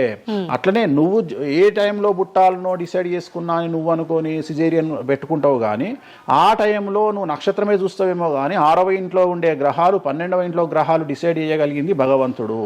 ఆ టైంలో ఒకవేళ వ్యయస్థానంలో గ్రహాలున్నా 6వ స్థానంలో గ్రహాలున్నా జాతకం అంతా కింద మీద అవుతుంది. ఒకవేళ కుజుడు ఉండే స్థానాన్ని బట్టి, చంద్రుడు బుధుడు ఉండే స్థానాన్ని బట్టి జాతకాలు కరెక్ట్గా డిసైడ్ చేయకపోతే ఆటిజంతో మగపిల్లలు పుడతారు. సో ఇన్ని సమస్యలు ఉంటాయి. సో చాలా ఈజీగా సిజేరియన్ ఆపరేషన్ చేసుకోగానే పిల్లలు మంచిగా పుడతారు అని కాదు అక్కడ. ఎందుకంటే నువ్వు పిల్లలు మంచిగా పుట్టాలి లేదు అనేది డిసైడ్ చేయడానికి it will take 3 to 4 hours. కానీ 3 to 4 minutes లో జ్యోతిష్కుడు డిసైడ్ చేస్తుంది. అది తప్పు. ఈ మధ్యకాలంలో దశమహావిద్యల అమ్మవార్ల గురించి చాలా ఎక్కువగా వింటున్నాం. రాబోతున్న సినిమాలు, ఆల్రెడీ వచ్చిన సినిమాలు కూడా వారికి సంబంధించిన సినిమాలు ఎక్కువగా రావడం జరుగుతోంది. అంటే కొత్తగా, అంటే ఎవరైనా మనిషి కొత్తగా వస్తే మాట్లాడుకోవడం వరకు ఓకే, కానీ భగవంతుల గురించి కొత్తగా మన అందరిలోకి రావటము, వాళ్ళ గురించి మాట్లాడుకోవటము, మళ్ళీ అంటే భగవంతుడు అంటేనే అందరికీ అందుబాటులో ఉండి వాళ్ళకున్న కష్టాల నుంచి గట్టెక్కించడానికి ఆరాధించే వాళ్ళుగా మనం భావిస్తాము. మరి వాళ్ళని అందరూ ఆరాధించొద్దని రకరకాల విధానాలన్నీ చెప్తూ ఉన్నారు. ఎవరు అసలు ఈ దశమహావిద్యలు, ఎందుకు ఆరాధించొద్దు అందరూ? నేను 1991 ఐ థింక్ ఘరానా మొగుడు అనే సినిమా ఓపెనింగ్ చేయడానికి విశాఖపట్నం వెళ్ళాను నేను. ఆ సినిమా ముహూర్తం నేనే పెట్టిన. ఇక్కడ చిరంజీవి గారి సినిమా, రాఘవేంద్రరావు గారిది విశాఖపట్నంలో అయ్యింది. బంగారు కోడిపెట్ట అనే సాంగ్ తోని ఆ సినిమా స్టార్ట్ అయింది. అది ముహూర్తం చేసిన నేను విశాఖపట్నంలో. అప్పుడు నేను అక్కడనే పక్కనే ఉన్నటువంటి శ్రీకాకుళం అనేటువంటి ఒక ప్రాంతానికి వెళ్ళిన. నేను మాట్లాడేది 1991. అప్పుడు వాళ్ళకి ఎన్టీ రామారావు అంటే ఎవరో తెలియదు. హైదరాబాద్లో ఎన్టీ రామారావు ఉంటాడు అంటే వాళ్ళ ఆశ్చర్యానికి అంతులు లేవు. అంటే ఎన్టీ రామారావు అనే వ్యక్తిని మీరు చూసిరా, మీకు తెలుసా అంటే వాళ్ళంతా, అంటే ఆ రోజు ఉన్నటువంటి డెవలప్మెంట్, ఆ రోజున్న ఫ్లైట్లు, ఆ రోజున్న వ్యవస్థను బట్టి వాళ్ళు ఎక్కడనో కుగ్రామంలో ఉండేటువంటి మనుషులు. సో వాళ్లకు ఎన్టీఆర్ అంటే హైదరాబాద్ అంటే తెలియదు. మీరు ఇప్పటికీ కూడా శ్రీకాకుళం ఆ ఏరియాకి వెళ్ళి హైదరాబాద్ మీరు జీవితంలో వచ్చిరని అడగండి, 190 మందికి హైదరాబాద్ అంటే ఏందో తెలియదు. ఓకే, సో అట్లనే భారతదేశంలో ఇప్పుడు మన తెలుగు రాష్ట్రాల్లో పుట్టిన చాలా మంది దగ్గరికి వెళ్ళి ఢిల్లీ ఎలా ఉంటుంది అని అడిగితే మీకు తెలియదు, ముంబై ఎలా ఉంటుంది అని అడిగితే మీకు తెలియదు. మాకు తెలియదు కాబట్టి ప్రపంచం గింతే బాయిలకప్ప అనుకోవద్దు. సో దశమహావిద్యలు అనేవి ఇవాళ కొత్తవి కావు. ఎలాగైతే లింగాకారంలో శివుణ్ణి పూజిస్తున్నామో, శివుడి భార్య అయినటువంటి సతీదేవిని అదే యోని రూపంలో పూజిస్తున్నాము. అయిపోయింది, చెరిసగం మంచుకురు ప్రపంచాన్ని. నీకు ఇవాళ తెలిసింది వేణుస్వామి చెప్తే. వేణుస్వామి ఎంక్వైరీ చేయడం అలవాటు, వేణుస్వామికి ఎక్స్ప్లోర్ చేయడం అలవాటు కాబట్టి తిరిగి వచ్చి నీకు ఇవాళ చెప్తే నీకు అర్థమైంది. నువ్వు అంత మాట మాట్లాడుతున్నావు. అరుణాచలం ఎవరికి తెలిసి ఇవాళ వరకు? ఎందుకు అరుణాచలానికి పొలోమంటే వెళ్ళిపోతున్నారు అంటే చాగంటి కోటేశ్వరరావు గారు చెప్పడం వల్ల నీకు అరుణాచలం తెలిసింది. మరి అరుణాచలం విషయంలో ఇదే డిస్కషన్ ఎందుకు వస్తలేదు? అరుణాచలం అనేది నిన్న మొన్నటి దానిక తెలియదు కదా జనాలకు. ఇవాళ గిరి ప్రదక్షిణ చేస్తూనే ఉన్నారు కదా మీరు అందరు పోయి. అంటే ఎవరో ఒకళ్ళు ఒక సబ్జెక్టు గురించి మాట్లాడేటువంటి పరిస్థితుల్లోకి రావాలి. ఆ ఫ్రీడమ్ మనం ఇవ్వాలి. సో అరుణాచలం గురించి చాగంటి గారు ఎలా మాట్లాడినారో, దశమహావిద్యల గురించి వేణుస్వామి గత 5 సంవత్సరాల నుండి ఫైటింగ్ చేస్తూ ఈ స్టేజ్కి తీసుకొచ్చిండు. దశమహావిద్యల గురించి మాట్లాడడంలో చాలా ఇబ్బందులు ఉంటాయి. ఎందుకంటే చాలా మంది దొంగ పనులు చాటుకు చేయాలనుకుంటారు కానీ పబ్లిక్ లో చేయాలనుకోరు. సో అలాంటి దాన్ని సైలెన్స్ బ్రేక్ చేసినటువంటి వ్యక్తి వేణుస్వామి. దానివల్ల వేణుస్వామి చాలా సఫర్ అయ్యిండు, సామాజికంగా సఫర్ అయ్యిండు, పండితులతో సఫర్ అయ్యిండు, మీడియా వల్ల సఫర్ అయ్యిండు, చాలా మందితో సఫర్ అయ్యిండు దశమహావిద్యల గురించి మాట్లాడడం వల్ల. అంటే ఎందుకు మరి మీరు ఇంత సఫర్ అవుతున్నప్పుడు ఎందుకు? నా ఇష్టం అది, నా ఇష్టం అది. అంటే సమాజంలో ఉన్నప్పుడు ఇష్టం, మన ఇష్టం. నేనేం తప్పు మాట్లాడతలేను కదా. ఇప్పుడు నేననే పాయింట్ ఏంటంటే అల్ట్రాసెట్ అని ఒక టాబ్లెట్ ఉంటుంది. ఆ టాబ్లెట్ లో గంజాయి ఉంటుంది. సో మనం వాడే చాలా టాబ్లెట్లలో గంజాయి ఉంటుంది. మనం వాడే చాలా టాబ్లెట్లలో కొన్ని క్యాన్సర్ ఔషధాలలో పాము విషం ఉంటుంది. దాని గురించి మనం మాట్లాడుకోం. సో మనం దేని గురించి మాట్లాడుకుంటాము అంటే ఏదైనా కొత్తది వచ్చినప్పుడు, వేణుస్వామి లాంటి వాడు వచ్చినప్పుడు మాట్లాడుకుంటాడు. ఇప్పుడు చాలా మంది, కొంతమంది నాకు తెలిసిన వాళ్ళు షుగర్ అంటే ఇప్పటికి కూడా చెప్పుకోరు. భారతదేశంలో షుగర్ వస్తే చెప్పుకోరు షుగర్ వచ్చిందని. అంతెందుకు ఇవాళ గురించి సరోగసి గురించి ఇప్పటికీ మన దేశంలో మాట్లాడుకోరు. ఇప్పటికి కూడా చాలా మంది సెలబ్రిటీలు సరోగసితోని పిల్లల్ని గంటూ అబద్ధాలు చెప్పుకుంటారు, మేము కడుపుతోనున్నామని. అట్లనే అబద్ధాలు చెప్పుకుంటారు, అట్లనే శ్రీమంతాలు చేసుకుంటారు. కానీ వాళ్ళంతా సరోగేట్ మదర్స్. కానీ వాళ్ళు జనాలకు తెలియదు. ఎందుకంటే పొద్దున్న లేచి డోర్ కొట్టి నువ్వు కడుపుతో ఉన్నావా లేదా అని బెదిరిస్తాడు. ఎవడన్నా బెదిరించాడు కదా. నువ్వు ఒక నిజమైన ప్రెగ్నెంట్ను పిలిచి అమ్మ 9 నెలలకు నీ బాడీ లాంగ్వేజ్ ఏందో అడుగు. డెలివరీ అయిన తర్వాత 40 రోజులు నీకు సుక్కలు ఎట్లా కనిపిస్తాయో అడుగు. మొన్న నాకు బాగా క్లోజ్ అయినటువంటి ఒక ఆమె 21 కొడుకు పుట్టిండండి వేణుస్వామి గారు, 21కి రండి అని పిలిచింది. 21కి పోయినా. 5వ అంతస్తులు ఉంది వాళ్ళ ఇల్లు. కిందికి నేను వచ్చిన పార్కింగ్ దిగంగానే వేణుస్వామి గారు మీరు లిఫ్ట్ లో రండి అని మెట్లెక్కుంటూ పోతుంది. 22వ రోజు. నాకు అనుమానం రాదా? వస్తుంది. నేను కూడా అడగాని పుట్టిన కదా, నేను కూడా ఒక అమ్మ కొడుకునే కదా. నాకు తెలుసు మదర్ కి ఇబ్బందులన్నీ అసలు ఉండవు. సరోగా ఈమె కనదు కదమ్మా. ఇప్పుడు ఎవరో అంటారు, మీరు అది గెస్ చేశారు. గెస్ చేయడం ఏంది, 2 మెట్లు ఎక్కాలంటేనే బాడీ లాంగ్వేజ్ తెలిసిపోతుంది కదా. అవును. ఈమె స్వామి గారు మీరు లిఫ్ట్ లో రండి అని ఈమె టకటక మెట్లు ఎక్కుంటూ ఉరుకుతుంది. అంటే అంతకుముందు ఒక ఎట్లా ఉరికిందో డెలివరీ అయినాక కూడా అట్లే ఉరుకుతుంటే నాకు అనుమానం, ఏమేమి ఇట్లా ఉరుకుతుంది అంటే okay surrogate, okay okay okay అంటే వాళ్ళు చెప్పుకోవడానికి భయపడుతుంది. అందరు నయనతారు లక్ష్మీ మనుషులు కాదు కదా. అప్పటికైనా మీకు చెప్పారా వాళ్ళు ఓపెన్ గా? చెప్పలేదు, ఇప్పటికీ చెప్పలేదు, ఇప్పటికీ చెప్పలేదు. ఆల్రెడీ అట్లనే సెలబ్రిటీలు చాలా మంది ఇదే పని చేస్తారు. సో ఇలాంటివి మాట్లాడుకోవాలి అంటే సమాజం యాక్సెప్ట్ చేయదు.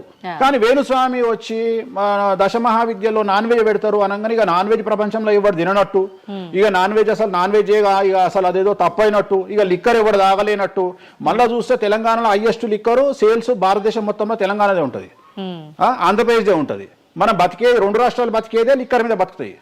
కానీ మళ్ళీ మనకు ఎక్కడ లేని బాధ, వేణుస్వామి మాట్లాడితే నిజాయితీగా మాట్లాడిండు కాబట్టి వేణుస్వామి తప్పు చేస్తుండు, వేణుస్వామి ఆడ మందావుతుండడా. సార్ కరోనా వరకు తినకూడని కమ్యూనిటీలు ఏవి కూడా, అంటే నాన్ వెజ్ ముట్టుకోని కమ్యూనిటీలు కూడా డాక్టర్ చికెన్ తినురి మటన్ తినురి అనగానే ఒక్కొక్కడు మార్కెట్లో లేనంత మటన్ చికెన్ తిన్నారు. కమ్యూనిటీల గురించి నేను మాట్లాడా. అప్పటిదాకా మేము తినము అన్నోడు కూడా తినడం స్టార్ట్ చేసిర్రు. అంటే నువ్వు డాక్టర్ చెప్తే మళ్ళీ డాక్టర్ చెప్పాడు కాబట్టి తింటున్నామండి, లేకుంటే తినేవాళ్ళం కాదు. తిన్నవా లేదా? సో తప్పే ఉంది. అసలు మద్య మాంసాదులు లేని దేవతల గురించి మాట్లాడుకుందాం. ఎక్కడున్నారు దేవతలు? అసలు మద్య మాంసాదులు లేని దేవతలేరి? రాముడు క్షత్రియుడు, మాంసం తినలేదా? సురాపానం సురాపానం అంటున్నావు, దేవతలే సురాపానం తీసుకున్నారు. అది మద్యమే మరి అది దానికి ఏంటమ్మా? ఇప్పుడు ఎన్నో యాగాలు చేస్తారు, అవన్నీ పుకార్లు అంటున్నారు. పుకార్లు అదే చెప్తున్నా నేను నీకు. సురాపానము అని ఎక్కడ పెట్టిరు, అమృతము అని ఎక్కడ పెట్టి, సురాపానము నథింగ్ బట్ సారా, ఇప్పసారా. అంటే అప్పుడు ఇన్ని రకాల మందులు లేవు కాబట్టి, స్కాచ్లు ఓడకాలు వైండ్లు లేవు కాబట్టి అప్పుడు మనకు ఒకటే ఏంది, సురాపానం. సురాపానం అంటే సారా, సారా అంటే ఇప్పసారా, ఇప్ప పూల నుండి తీసినటువంటి సారా. అంతే, అది కూడా అంతే. మళ్ళా రోజులు పెరుగుతున్న కొద్ది టేస్ట్ మారుతుంది. సో ఇవాళ వేణుస్వామి వచ్చి మాట్లాడంగానే ఇక ఎక్కడ లేనటువంటి, అంటే ఏం లేదు. నేను అనేది ఏంటంటే టార్గెట్ చేయడానికి ఏదో ఒకటి కావాలి. ఇప్పుడు నీకు నువ్వు దశమహావిద్యల గురించి తెలుసుకోవాలి అంటే నువ్వు కామాఖ్య పోవాలి. కామాఖ్య పోవాలంటే అప్ అండ్ డౌన్ 30,000 అవుతుంది ఫ్లైట్ టికెట్, ట్రైన్లో పోలేవు. ఈ 30,000 రూపాయలు ఖర్చు పెట్టి నువ్వు అక్కడికి పోయి అక్కడ ఏం జరుగుతుంది అని తెలుసుకుని వచ్చిన తర్వాత వేణుస్వామి మీద నీకు క్లారిటీ వస్తుంది. సో ఒకవేళ నమ్మినోడు నమ్ముతాడు, నమ్మనోడు నమ్మడు. I don't care. నేనేంటంటే నేను తీసుకున్నటువంటి టార్గెట్ ప్రకారం వెళ్తున్నా, నేను చెప్పాలనుకున్నా. కానీ ఆల్మోస్ట్ ఆల్ తెలుగు స్టేట్స్లో 70-80% జనాలకు వామాచారం అంటే ఏందో తెలుసు, దశమహావిద్యలు అంటే ఏందో తెలుసు, దశమహావిద్యలో దేంతో పూజ చేస్తారో తెలుసు, అన్నీ తెలుసు. ఇంకొకటి ఏమైపోయిందంటే మీడియాలో నా గురించి రావడం వల్ల వేణుస్వామి వామాచారంలో స్పెషలిస్టు అనే విషయాన్ని నేను పబ్లిసిటీ చేసుకోకుండానే జనాల్లోకి వెళ్ళిపోయింది. సో ఎవరైతే వామాచారంతో పూజలు చేయాలనుకుంటారో ఆటోమేటిక్గా వాళ్ళే నా దగ్గరకు వస్తున్నారు. స్వామి, ఎందుకంటే ఇప్పుడు క్యాన్సర్కు పలానా దగ్గర మందిస్తారు అని నువ్వు నెగిటివ్గా ప్రమోట్ చేసావు అనుకో, జనాలు అక్కడికే పోతారు. అట్లనే వేణుస్వామి వామాచారంలో పూజలు చేస్తారట, వామాచారం కావాల్సిన వాళ్ళు నా దగ్గరికే వస్తారు డైరెక్ట్. సో ఈజీగా నన్ను రూట్ చేసి ఈయన దగ్గరికి వెళ్ళండి అని చెప్పినట్టు అయిపోయింది. అందుకని నాకు ఫ్రీ పబ్లిసిటీ వల్ల ఇంకా నేను ఉన్నదానికంటే ఇంకొక 100% బిజీ అయినా. అంటే ఏమవుతుంది, ఎందుకంటే అమ్మవారు కదా డిసైడ్ చేసేది. నేనేమనుకుంటా అంటే అమ్మవారు డిసైడ్ చేస్తుంది, అమ్మవారే డిసైడ్ చేస్తుంది. ఇప్పుడు నేను ఏదైనా హిందూ మతానికి, హిందూ శాస్త్రానికి, వామాచార విధానానికి, తంత్ర మార్గానికి, అమ్మవార్లకు వ్యతిరేకంగా నేను ఏం చేసినా అమ్మవారు నన్ను సర్వనాశనం చేస్తుంది. ఒకవేళ నా జోలికి వస్తే అమ్మవారు చూసుకుంటుంది, వాళ్ళ సంగతి నాకు అనవసరం. ఇప్పుడు మీరు అన్నారు అంటే ఈ దశమహావిద్యల్లో అమ్మవార్లకి మద్యము ఇవన్నీ పంచమకారాలన్నీ కూడా కామన్, అది అందరికీ తెలిసిందే అని. మరి మీరొక్కరే ఎందుకు బల్లగుద్దినట్టు ఇది వాస్తవం అని చెప్తున్నారు? అందరూ చెప్పే విధానం ఏ రకంగా ఉంది అంటే మనలో ఉన్న ఈ చక్రాలని యాక్టివేట్ చేయడము, మద్యము అని అంటే మద్యం కాదు ఇంకేదో అని చెప్పి, మాంసము అంటే మాంసం కాదు అల్లంతో ఇంకేదో మిక్స్ చేస్తే వచ్చేదాన్ని మాంసంగా పలుకుతారు కానీ అది మాంసం కాదు, అంటే జీవిని చంపడం ఇదంతా కాదు. ఈ విధానం చాలా మంది చెప్పుకుంటారు వస్తున్నారు. ఏం చెప్తారు అట్లా? అంటే దక్షిణాచారంలో పూజలు చేసే వాళ్ళు వాళ్ళ దగ్గరికి భక్తులు రావాలి అంటే వాళ్ళు అదే చెప్తారు. ఓకే, నీకు దీనికి ఒక ఎగ్జాంపుల్ చెప్తా. 2-వీలర్ ఎప్పుడైనా వాడినావా నీ లైఫ్ లో? నువ్వు 2-వీలర్ వాడినవా? నేను అడుగుతున్నా తల్లి ప్రశ్న, నిన్నే అడుగుతున్నా. 2-వీలర్ ఎప్పుడైనా వాడినవా? నేను ఎప్పుడు డ్రైవ్ చేయలే. సో 2-వీలర్ వాడిన వాళ్ళకే తెలుస్తుంది ఈ విషయం, చాలా బాగా తెలుస్తుంది. 2 చక్రాల బండి వాడిన వాడు కార్పొరేటర్ దాంట్లో ఆ పెట్రోల్లో చెత్త వస్తుంది. చెత్త వచ్చినప్పుడు బండి స్టార్ట్ కాదు, ఆ, స్టార్ట్ కాకపోతే మనం కొట్టి కొట్టి కొట్టి కొట్టి మెకానిక్ దగ్గర తీసుకుపోయి మెకానిక్ దగ్గర పెడతాం బండి. ఆ, ఏ మెకానిక్ కూడా మన ముందు కిక్కు కొట్టాడు. బండి ఫస్ట్ మనం ఆపగానే వాడు చేసేది ఫస్ట్ అది ఇప్పుతాడు మొత్తం. ఆ, ఎందుకంటే వాడికి తెలుసు ఒకవేళ పుసుక్కున స్టార్ట్ అయితే వీడు నాకు పైసలు ఇయ్యాడు. అందుకని ఏం చేస్తాడంటే దాన్ని కిక్కు కొట్టకుండా మొత్తం డప్ప నిప్పి కార్పొరేటర్ క్లీన్ చేసి పైపు తీసి మొత్తం పెట్రోల్ ఇట్లా చూసి అంతా పెట్టి చేసినాక ఒక కిక్కు కొట్టగానే కుయ్యి అని స్టార్ట్ అవుతుంది. 50 రూపాయలు ఇస్తారంటాడు. రైట్, అయిపోయింది. రెండవది, నువ్వు ఆంజనేయ స్వామి గుళ్ళో పనిచేసే పంతుల దగ్గరికి పో, జ్యోతిష్యం చెప్పించుకో. దోష నివారణకి ఏం చెప్తాడంటే హనుమంతుడికి సింధూరము అంటాడు. అవును, నవగ్రహ గుడిల పంతుల దగ్గరికి పో, గ్రహాల పూజలు చెప్తారు. నవగ్రహాలకు అభిషేకము అంటాడు, తైలాభిషేకము అంటాడు. అంటే నువ్వు ఎవరి దగ్గరికి పోతే వాడి దగ్గర లేని దాన్ని వాడు అడ్వైజ్ చేయడు. లాజిక్ అర్థమైందా? వాడి దగ్గర లేని దానికి వాడు అడ్వైజ్ చేయడు. దశమహావిద్యల గురించి కానీ వామాచారం గురించి కానీ చేయగలిగిన తోపు తురుము సౌత్ ఇండియాలో వేణుస్వామి ఒక్కడే. బుద్ధి లేనివాడు ఎవడన్నా నువ్వు పోతే పండితుని దగ్గరికి పోతే నాకు చేత కాదండి, నేను ఎదవనండి, అక్కడ వేణుస్వామి గారు ఉన్నారండి అని ఎవడన్నా పంపిస్తాడా నిన్ను? పంపించరు. ఏమంటాడు అప్పుడు? అవన్నీ తప్పులు, నేను చేసే కరెక్ట్ అంటాడు. అంతేగాని నా దగ్గరికి వీళ్ళందరూ దారి మళ్ళిస్తారా? పొండి వేణుస్వామి దగ్గరికి, పొండి వేణుస్వామి దగ్గరికి అని. అప్పుడు ఏం చెప్తాడు? పంచమకారాలు లేవు అంటాడు. అప్పుడు నేనేం చెప్తున్నా? వేణుస్వామి నిజాయితీ పరుడు కాడు, వేరే వాళ్ళు నిజాయితీ పరులు కారు. మీ చేతిలో ఆండ్రాయిడ్ ఫోను ఐఫోను ఉంది, గూగుల్లో కానీ చాట్ జీపీటీలో కానీ జెమినీలో కానీ వామాచారం అంటే ఏందో ఓపెన్ చేయండి, దశమహావిద్యలు అంటే ఏందో ఓపెన్ చేయండి, వామాచారంలో ఉండే పంచమకారాలు అంటే ఏంటో ఓపెన్ చేయండి. మీకు మీరే తెలుసుకోండి. ఈ సమాజంలో తెలుగు రాష్ట్రాల్లో ఉన్న దొంగలెవరో దొరలెవరో మీరే గుర్తుపట్టండి. ఎవరు అబద్ధాలు చెప్తున్నారు అనే విషయాన్ని తెలుసుకోండి.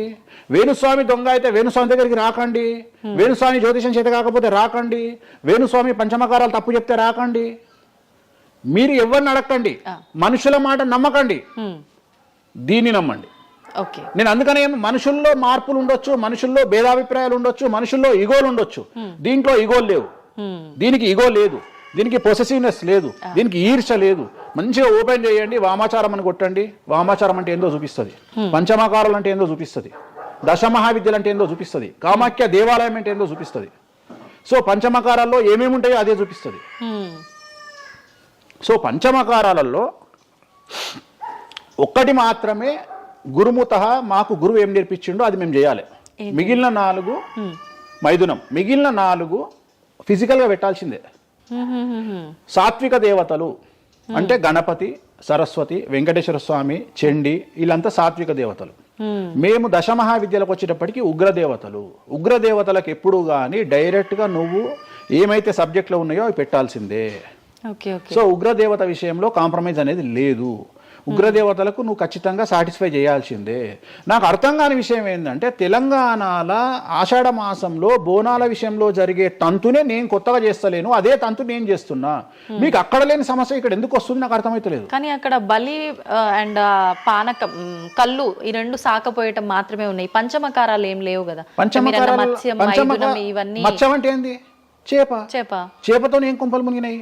కానీ మీరు అన్నట్టుగా చూస్తే ఇక్కడ పంచమకారము, ఇక్కడ మాత్రం పంచమకారం కాదు కాబట్టి విమర్శిస్తున్నారేమో. అవునమ్మా, ఇప్పుడు ముద్ర అనేది అది ముద్ర తంతే కదా, క్రియనే కదా. తంత్ర మార్గంలో ముద్ర అనేది ఒక వ్యవస్థ.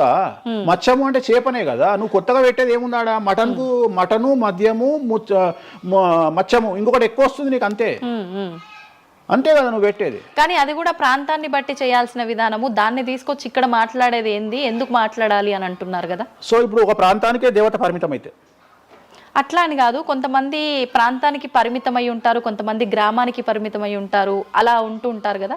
మరి అక్కడ కామాఖ్య దగ్గరే చేయాలి, కామాఖ్య దగ్గరే మాట్లాడాలి, ఆ పూజలు తీసుకొచ్చి ఇక్కడ చేయడం ఎందుకు? ఇక్కడ నేనేం చేయలేదే అనే వాళ్ళు ఉన్నారు. అవునమ్మా, అదే చెప్తున్నా. వాళ్ళు ఎందుకు అంటున్నారు అంటే వాళ్ళకు పొట్టబోతుంది కదా, వాళ్ళ కూడు దగ్గర నోటి దగ్గర కూడిపోతుంది కదా, మస్తుగా మాట్లాడతారు.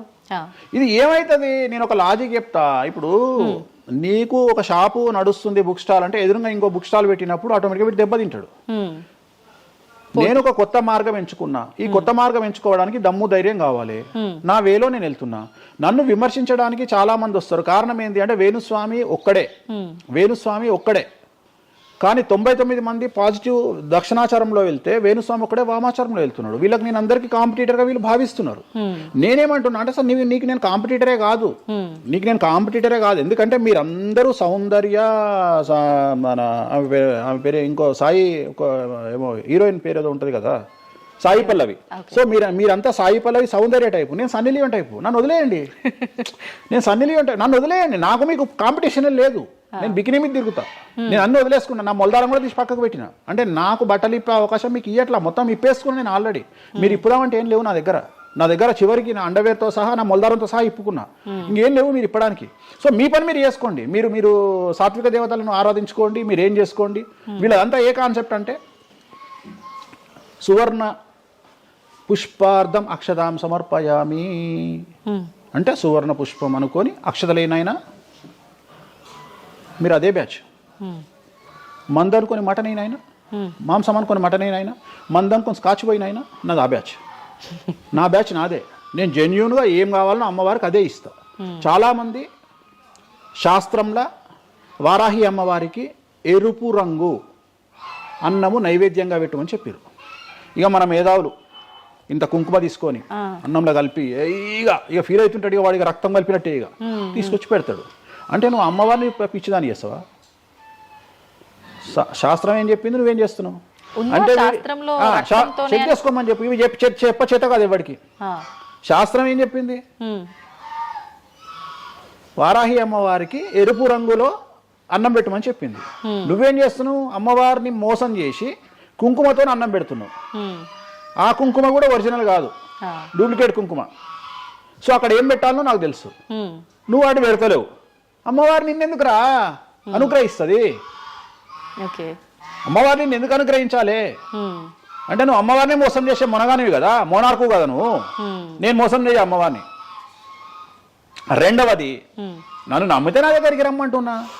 నా మాట వినకండి, వాళ్ళ మాటనే వినండి, ఈ శుద్ధపూసల మాటనే వినండి, నా మాట వినకండి. ఫస్ట్ మీరు నన్ను మెచ్చుకున్న వీడియో దయచేసి చూడకండి. నన్ను యాంకర్లు బట్టలిప్పాలి అని ప్రయత్నం చేసిన వీడియోలు చూడండి. నన్ను చాలా వరకు అంటే ఈయన ఏదో దొరకబట్టి విని ఆ ఉన్న లాస్ట్కు నా ముల్లారం కూడా ఇప్పేసిన, ఇంకేమైనా ఉన్నాయేమో బాడీలో గుంజుదామో అని ప్రయత్నం చేసే యాంకర్ల వీడియోలు చూడండి.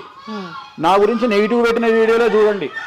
మీకు నా మీద చివరిగా నమ్మకం కలిగి ఈయన దగ్గర విషయం ఉందంటే రండి, లేకుంటే రాకండి. ఇంకొక విషయం అంటే మీరు ఇంత ధైర్యంగా దర్జాగా ఒక సవాల్ విసిరినట్టుగా మాట్లాడుతున్నారు వీడియోలో మాట్లాడినప్పుడు.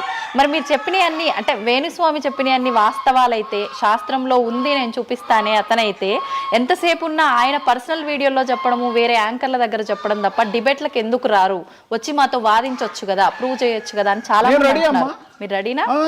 డిబేట్లకు రాను. ఎందుకని? కానీ మనం అగ్రిమెంట్ పేపర్లు రాసుకుందాం. నీ ద్వారా చెప్తున్నా నువ్వు కామాఖ్యకు నేను తీసుకుపోతా. నేను చెప్పిన దాంట్లో కామాఖ్యలో ఏది జరగకపోయినా నా దుకాణం పని చేసుకుంటా. నా ప్రాపర్టీ మొత్తం రాసి చేసి నేను నా ఫ్యామిలీతో సహా దేశం వదిలిపెట్టి వెళ్ళిపోతా, లేదు స్టేట్ వదిలిపెట్టి వెళ్ళిపోతా. అన్ని వాస్తవం అని మీరు ప్రూవ్ చేస్తారు. అక్కడ అక్కడికి నేను ప్రూవ్ చేసిన అవసరం లేదమ్మా. నీకే ₹1,00,000 ఇస్తా, పోయి చూసుకొని రాదు కెమెరాలో. ఓకే, దీనికి ఎందుకు డిబేట్ ఎందుకు? నువ్వే పోయిరా, నీకు నేను డబ్బులు ఇస్తా, ₹1,00,000 ఇస్తా, పోయిరా.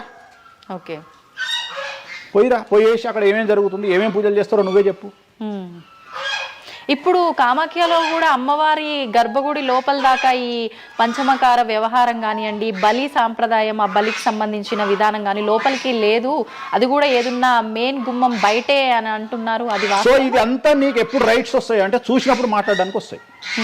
నువ్వు ఎవరో చెప్పిన దాన్ని నన్ను కార్నర్ చేయడానికి అడిగితే పనికిరావు. నేను అనే పాయింట్ ఏంటంటే ఇవన్నీ షో చేయడానికి పని చేయనటువంటి వ్యవస్థ. అంటే ఇవన్నీ నేను వీడియో రూపంలో మీ ముందుకు తీసుకురాలనేటువంటి వ్యవస్థ. సో దీనికోసము నువ్వు వాళ్ళ కోణంలో నన్ను ప్రశ్న అడిగినావు అనుకో, నేనేమంటున్నా అంటే నా కోణంలో అడిగిపిస్తా, వచ్చి చూడు. నా కోణంలో నువ్వు ఎప్పుడు అడుగుతావు?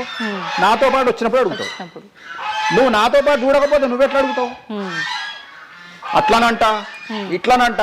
ఇప్పుడు నార్త్ ఇండియా వాడు ఉన్నాడు, నేపాల్లో ఉంటాడు, వానికి వెంకటేశ్వర స్వామి విగ్రహం ఏందో తెలియదు. సపోజ్ వానికి ఎవరో చెప్పిండు ఎల్లిగాడు వెంకటేశ్వర స్వామి కాదు అమ్మవారు ఉన్నదని, వాడు కూడా నువ్వు అడిగినట్టే అక్కడ లోకల్ యాంకర్ అడుగుతుంది, ఆడ వెంకటేశ్వర స్వామి కాదట అమ్మవారు ఉన్నదట కదా అంటాడు. నువ్వు చూస్తే చెప్తావు, అరే పిచ్చినాయాలా, అరే ఎదవనాయాలా, ఆడున్నది వెంకటేశ్వర స్వామిరా, దేవుడురా అని చెప్తావు. ఆ, అవునా? అవును. నువ్వు ఆ కామాఖ్య అమ్మ వాడిని చూస్తానని ఇట్లా అడగకపోతుంటే నువ్వేమడుగుతుంటే నీ వర్షన్ మారుతున్నావు. వేణుస్వామి గారు మిమ్మల్ని ఎందుకు టార్గెట్ చేస్తున్నారండి ఈ ఎదవలు అని అడిగే విధానం మారుతుంది. నువ్వు చూడకపోతే నీకు ఎక్కడ అడుగుతావు. నీ ఆలోచన విధానం ఏంటంటే ఈయన ఏమన్నా ఇరుకున పెడదామా అనే ఆలోచనే తప్ప, అరే ఈయన మరి నేను చూడలేదు కదా, నాకు రైట్సే లేవే అని నువ్వు అనుకుంటలేవు. నీకు రైట్స్ ఎక్కడ ఉన్నాయమ్మా అడగడానికి?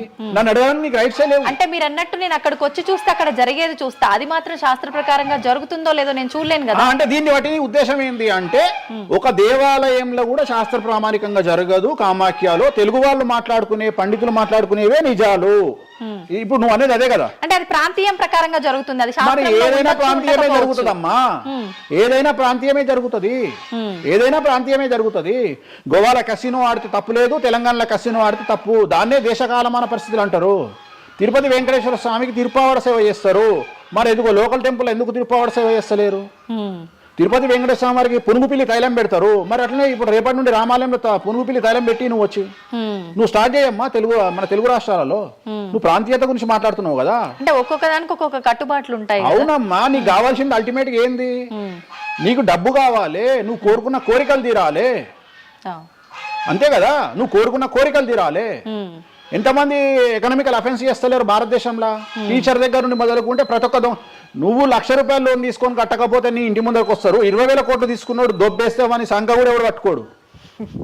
ఇవి కదా మనం మాట్లాడుకోవాలి. ఇవి చేతగావు. వేణుస్వామి కామాఖ్య నుండి అమ్మవారిని తెచ్చి హైదరాబాద్లో పెట్టిండు అంటే నేను అనే పాయింట్ ఏంటంటే ఇదే చెప్తున్నా. ఇప్పుడు విమర్శించడానికి, బట్టలిప్పడానికి చేసే ప్రయత్నము, నువ్వు సబ్జెక్ట్ గురించి ఆలోచించి వామాచారం అంటే ఏంది, దీనివల్ల లాభం ఏంది, ఇది కదా అడగాల్సిన ప్రశ్నలు. కానీ ఏం చేస్తున్నావు? నీ దగ్గరకు వచ్చే వరకు సాధ్యమైనంత వరకు అసలు కామాఖ్యలో ఇష్టమే లేదట కదా. ఒకవేళ నిన్ను నిరూపిద్దామని నేను విశ్వ ప్రయత్నం చేస్తే చివరికి నువ్వేం మాట్లాడతావు? అది అక్కడ లోకల్ అట కదా. అవును, లోకలే, అది లోకలే. ప్రతి ప్రాంతానికి ఆచారం ఉంటుంది. మరి సంక్రాంతి అనే పండుగ ఆంధ్ర వారిది కదా, తెలంగాణలో లేదు కదా. మరి తెలంగాణ రేపటి నుండి వేస్తే జనవరిలో తోలు తీద్దాం ఒకనొకంది చెప్పు, మరి చేద్దాం. పతంగులు ఎగిరేసుడు తెలంగాణ ప్రాంతం కదా, ఆంధ్రాలో కూడా నేస్తే తందాం ఈసారి చెప్పు, మరి నువ్వే చెప్పు. ఎందుకు బ్రిటిష్ వాళ్ళు అలవాటు చేసిన న్యూ ఇయర్ ని మనం జరుపుకోవట్లేదా? అంటే నీకు నచ్చింది. నేను అదే చెప్తున్నా, మీరు చేస్తే సంసారం, వేణుస్వామి చేస్తే వ్యభిచారం.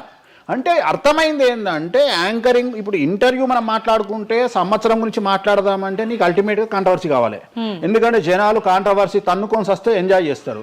ప్రశాంతంగా కూర్చొని ఓం నమో వెంకటేశాయ, వెంకటేశ్వరం కొబ్బరికాయ కొడతాడు, వెంకటేశ్వరం 3 నామాలు ఉంటాయి అంటే ఎవరు చూడాడు. ఇట్లా మనం ఇద్దరం పెంట పెట్టుకున్నాం అనుకో, కింద నన్ను వచ్చిండ్రో ఆ దున్నపోతు అని ఒక కామెంట్ పెట్టి ఎంజాయ్ చేస్తాడు చేస్తాడు. సో ఇవన్నీ చూసి చూసి చూసి చూసి చూసి వెక్స్ అయిపోయినా. నేను ఒకటే నమ్ముతా,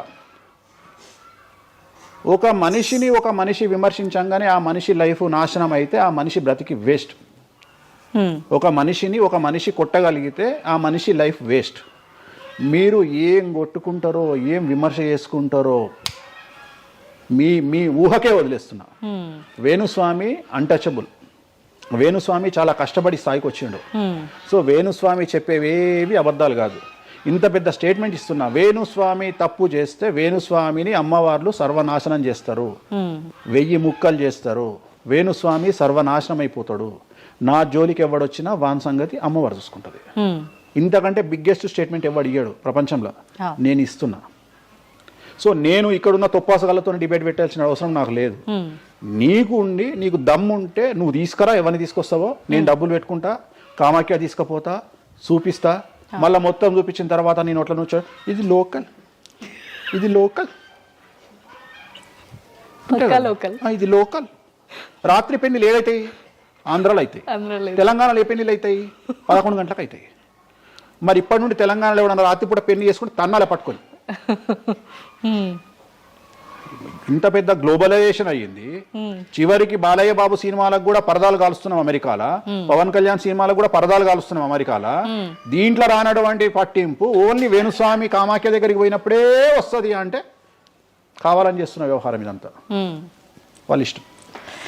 ఇప్పుడు కాసేపు ఇవన్నీ పక్కన పెడితే కామాఖ్య, ఈ జాతకాలు, ఇవన్నీ ఇప్పటి వరకు కూడా రకరకాల విపత్తులు అయితే మనం చూసాం. గత ఉగాది మన కొత్త సంవత్సరం నుంచి కూడా ఇప్పటి వరకు చాలా విపత్తులు చూసినాం. అంటే పంచభూతాల్లో ఒక్కొక్కటి ఒక్కొక్క ప్రళయంగా, అగ్ని ద్వారా కావచ్చు, గాలి ద్వారా కావచ్చు, రకరకాలుగా. ఇప్పుడు ఈ గ్రహాల మార్పుల వల్ల ఏవో రాబోతున్నాయని, మొన్న రీసెంట్గా బ్రహ్మంగారి ఇల్లు కూలింది అని, అంటే ఎక్కడ ఏ మూలన ఏం జరిగినా కూడా దాన్ని ప్రతి ఒక్కదానికి లింక్ చేసి దానివల్ల ఏదో దుష్ప్రభావాలు రాబోతున్నాయి, దీనివల్ల ఇబ్బందులు పడబోతున్నారని చెప్పి చెప్తున్నారు. మరి ఈ 2026 మనమైతే ఉగాది నుంచి చూసుకుంటాం, కానీ ఆంగ్ల నూతన సంవత్సరం రాబోతోంది. దీని ద్వారా మనకు ఉగాది వరకు ఈ మధ్య కాలంలో ఎలా ఉండబోతోంది, గ్రహాలు రాశుల పరంగా చూసుకుంటే, పంచభూతాల పరంగా చూసుకుంటే, తర్వాత మనకి ఈ సంవత్సరం మారిన తర్వాత ఎలా ఉండబోతోంది. 20 నిమిషాలు ఆడుకుందామనే ప్రయత్నం చేసిన నీకు ఇప్పుడు చిన్న ఫినిషింగ్ టచ్ ఇస్తా. అసలు నువ్వు జనవరి 1కు ముందు నా దగ్గరికి ఇంటర్వ్యూకి ఎందుకు వచ్చినావు? ఎందుకు రావు? ఉగాది కదా నువ్వు రావాలి. ఉగాదిది సపరేట్, అప్పుడు కొత్త పంచాంగం దృష్ట్యా ఇది సపరేట్. క్వశ్చన్ లేదు. ఎందుకని? తప్పు. దీనికి ఆన్సర్ చెప్పినాకనే ముందరకు పోవాలి మనం. ఉగాది 2026 మార్చి 19 నాడు శ్రీ పరాభవన సంవత్సరం వస్తుంది. దానికి కదా మనం పంచాంగం తీసుకోవాలి. నేను ఎందుకు ముందుగా వచ్చానంటే నేను దానికి ఆన్సర్ చెప్తా. మీరు ఎట్లాగో బిజీ పూజల్లో, మళ్ళీ నాకు అవకాశం దొరుకుతుందో లేదో తెలియదు. కాదు కాంపిటీషన్ జీవితములో నిన్ను నువ్వు నిలబెట్టుకోవడానికి కొత్తదనాన్ని ఎంచుకొని నిన్ను నమ్ముకున్నటువంటి ఓనర్కు నీ పూర్తి కర్త కర్మ క్రియ నీ రిజల్ట్ను ఇవ్వడానికి నువ్వు చేస్తున్నటువంటి ఒక ప్రయత్నం, నిన్ను నువ్వు జనాల్లో కొత్తగా ప్రొజెక్ట్ చేసుకోవడానికి చేస్తున్నటువంటి ప్రయత్నం. అదే ప్రయత్నం వేణుస్వామి చేసిండు కామాఖ్య విషయంలో. అమ్మా ఇట్లొచ్చారా? అర్థమైందా? కాబట్టి జనాల్లో కొత్తదానంలో కొత్తగా వస్తే నువ్వు గదే యాంకరింగ్ నేర్చుకున్నావు, గాయన గదే అడ్వకేట్ చదువుకుండు, గా టీవీ ఛానల్ గదే చేసింది. మరి గా టీవీ ఛానల్ ఏమో ప్రైమ్ టైమ్ స్లాట్ 2 లక్షలు ఎట్లా పోతుంది? పనికి మాలిన చిన్న ఛానల్ 2000 ఎందుకు పోతుంది అంటే వాళ్ళు కష్టపడడానికి, వాళ్ళు చేసిన స్టింగ్ ఆపరేషన్లు కావచ్చు, వాళ్ళు జీవితాన్ని నాశనం చేసిన విధానం కావచ్చు, వాళ్ళకి ఆ పేరు వచ్చింది. సో అట్లనే వేణుస్వామి కష్టపడి ఈ స్థాయికి రావడానికి వేణుస్వామికి అంటూ ఒక బ్రాండ్ ఉన్నది. సో రెండవది, ఇదే సంవత్సరం ఇదే ఛానల్లో 2025 శివ అనే ఒక యాంకర్ కు నేను ఇంటర్వ్యూ ఇచ్చిన. అందులో చాలా విషయాలు చెప్పిన. ఏమేం చెప్పినా, ఈ సంవత్సరము రైలు ప్రమాదాలు ఎక్కువ అని చెప్పిన, విమాన ప్రమాదాలు ఎక్కువ అని చెప్పిన. చెప్పంగా వెనకకించి వచ్చి వీనికి పని పాట లేదు, వీడు పొద్దుగాలు లేస్తే నెగిటివే మాట్లాడతాడు అని తిట్టిరు నన్ను. మరి అయినప్పుడు ఒక్కడన్నా పెట్టడేంద్రా? పెట్టాలే కదా. ఎందుకు పెట్టారు అంటే చివరికి జ్యోతిష్యం చెప్పుకునే స్వేచ్ఛ కూడా మా బొందకు లేకుండా చేసిరు. జ్యోతిష్యంలో అరే ఇప్పుడు నా సొంత కవిత్వం కాదు, ఎవరిని అడిగినా చెప్తారు. ఈ సంవత్సరం గురువు అధిపతి కమాండర్ కేతువు అన్ని క్లియర్గా ఉన్నాయి. కేతువు అంటే మోక్షకారకుడు, భక్తికారకుడు. ఈ సంవత్సరం 2026లో ఎక్కడైతే జనాలు గుమిగూడు ఉంటారో అక్కడ ప్రాబ్లమ్స్ వస్తాయి. అది రేపు జరగబోయేటువంటి పుష్కరాలు కావచ్చు, రేపు జరగబోయే సమ్మక్క సారక్క పండగ కావచ్చు, లేకపోతే దేవాలయాల్లో ముక్కోటి ఏకాదశి కావచ్చు, ఎక్కడైతే భక్తి భావం ఉంటుందో అక్కడ చాలా పెద్ద పెను ప్రమాదాలు, సంచలనాలు జరుగుతాయని శాస్త్రం చెప్తుంది. శాస్త్రం చెప్పినప్పుడు ఆ శాస్త్రాన్ని వేణుస్వామి చెప్తున్నాడు. దీన్ని కూడా తప్పు తీసుకుపోయి వేణుస్వామి ఏలినాడు శని నడుస్తుంది మేషరాశికి, మేషరాశి బాగుండదు అని చెప్పాలి కానీ మేషరాశి సూపర్ స్టార్లు అవుతారని నేనెందుకు చెప్తా అంటే, ఒక చూసినా వేణుస్వామి మన ఒక ఆమె నేను మీనరాశి బాగాలేదంటే మీనరాశికి బాగాలేదని చెప్తున్నా వేణుస్వామి ఎక్కడ చెప్పాడు వేణుస్వామి అని ఇట్లా ఊతుంది, ఇట్లనే ఊతుంది ఆమె, ఇట్లనే అంటుంది వేణుస్వామి చెప్పిండు అని తిట్టింది. నువ్వు నమ్మవమ్మా, ఆమె అమెరికా నుండి పంచుప్రభాకర్ అని ఒక ఆయన ఉంటాడు, ఆయన తిట్టిండమ్మా ఆ బూతులు భగవంతా నేనైతే తెల్లారి చచ్చిపోతుండే. అంటే వాళ్ళిద్దరికి ఫైటింగ్ జరిగి గదే మీనరాశి అని చెప్తున్నాను నేను. ఆమె మీనరాశి అంట, గదే మీనరాశి అంటున్నాను. అంటే నేను చెప్పేది అదే. నేను చెప్పేది ఫస్ట్ శనీశ్వరుడు కాదు, శనేశ్వరుడు. శనీశ్వరుడు అని ఎందుకు వచ్చింది అంటే, ఒకరోజు శని శంకరుడు ఇద్దరు కలిసినప్పుడు శంకరుడు శనిని అడుగుతాడు, ఏందా నేను చూస్తే పెద్ద అందరు భయపడుతున్నారు, చాలా పెద్ద పెద్ద వాళ్ళు భయపడుతున్నారు, నువ్వు తోపు తురుమట కదా అంటాడు. అంటే నేను తోపు తురుమా కాదా, రేపు చెప్తా నీ సంగతి అంటాడు. ఎవరు? శని ఈశ్వరుని అంటాడు. అంటే ఏంది అంటే, రేపు నీ టైం వచ్చింది, నీ సంగతి ఏందో చెప్తా అంటాడు. అంటే తెల్లవారి పొద్దున సూర్యోదయానికి శంకరుడు పోయి ఒక చెట్టు తొర్రలో దాచుకొని సాయంత్రం సూర్యాస్తమయం వరకు చెట్టు తొర్రలనే ఉంటాడు. ఉండి బయటకు వస్తాడు. బయటకు వచ్చిన తర్వాత శని ఎదురుపడితే నన్నేమో చేస్తా అన్నావు కదా, ఏం చేసినావు అంటాడు. అంటే నువ్వు లయకారకుడివి, ప్రపంచాన్ని శాసిస్తావు, ముల్లోకాలను శాసిస్తావు. అట్లాంటి నిన్ను తీసుకుపోయి సూర్యోదయం నుండి సూర్యాస్తమయం దానిక చెట్టు త్వరలో దాచిపెట్టిన, ఇంతకంటే నేను చేసేదే ఉంది అంటాడు. ఆట మొదలు పెట్టేశాడు అక్కడ ఆల్రెడీ. అప్పటి నుండి ఆయనకు శనీశ్వరుడు అని పేరు వచ్చింది. Okay okay. సో ఇది జరిగింది శంకరుడికి కూడా జరిగింది, రాముడికి కూడా జరిగింది. సో ఏలినాటి శని పీరియడ్లో, షష్టమ శని పీరియడ్లో బాధలు పడేటువంటి పరిస్థితి ప్రతి ఒక్కళ్లకు ఉంటుంది. రెండవసారి ఏలినాటి శనిలో మరీ దరిద్రంగా ఉంటుంది. కలియుగంలో దాని తీవ్రత చాలా ఎక్కువగా ఉంటుంది. కలియుగంలో ఫిజికల్ కంటే మానసికమైన దెబ్బలు చాలా ఎక్కువగా ఉంటాయి. జనాలు కొట్టే దెబ్బలు చాలా ఎక్కువగా ఉంటాయి.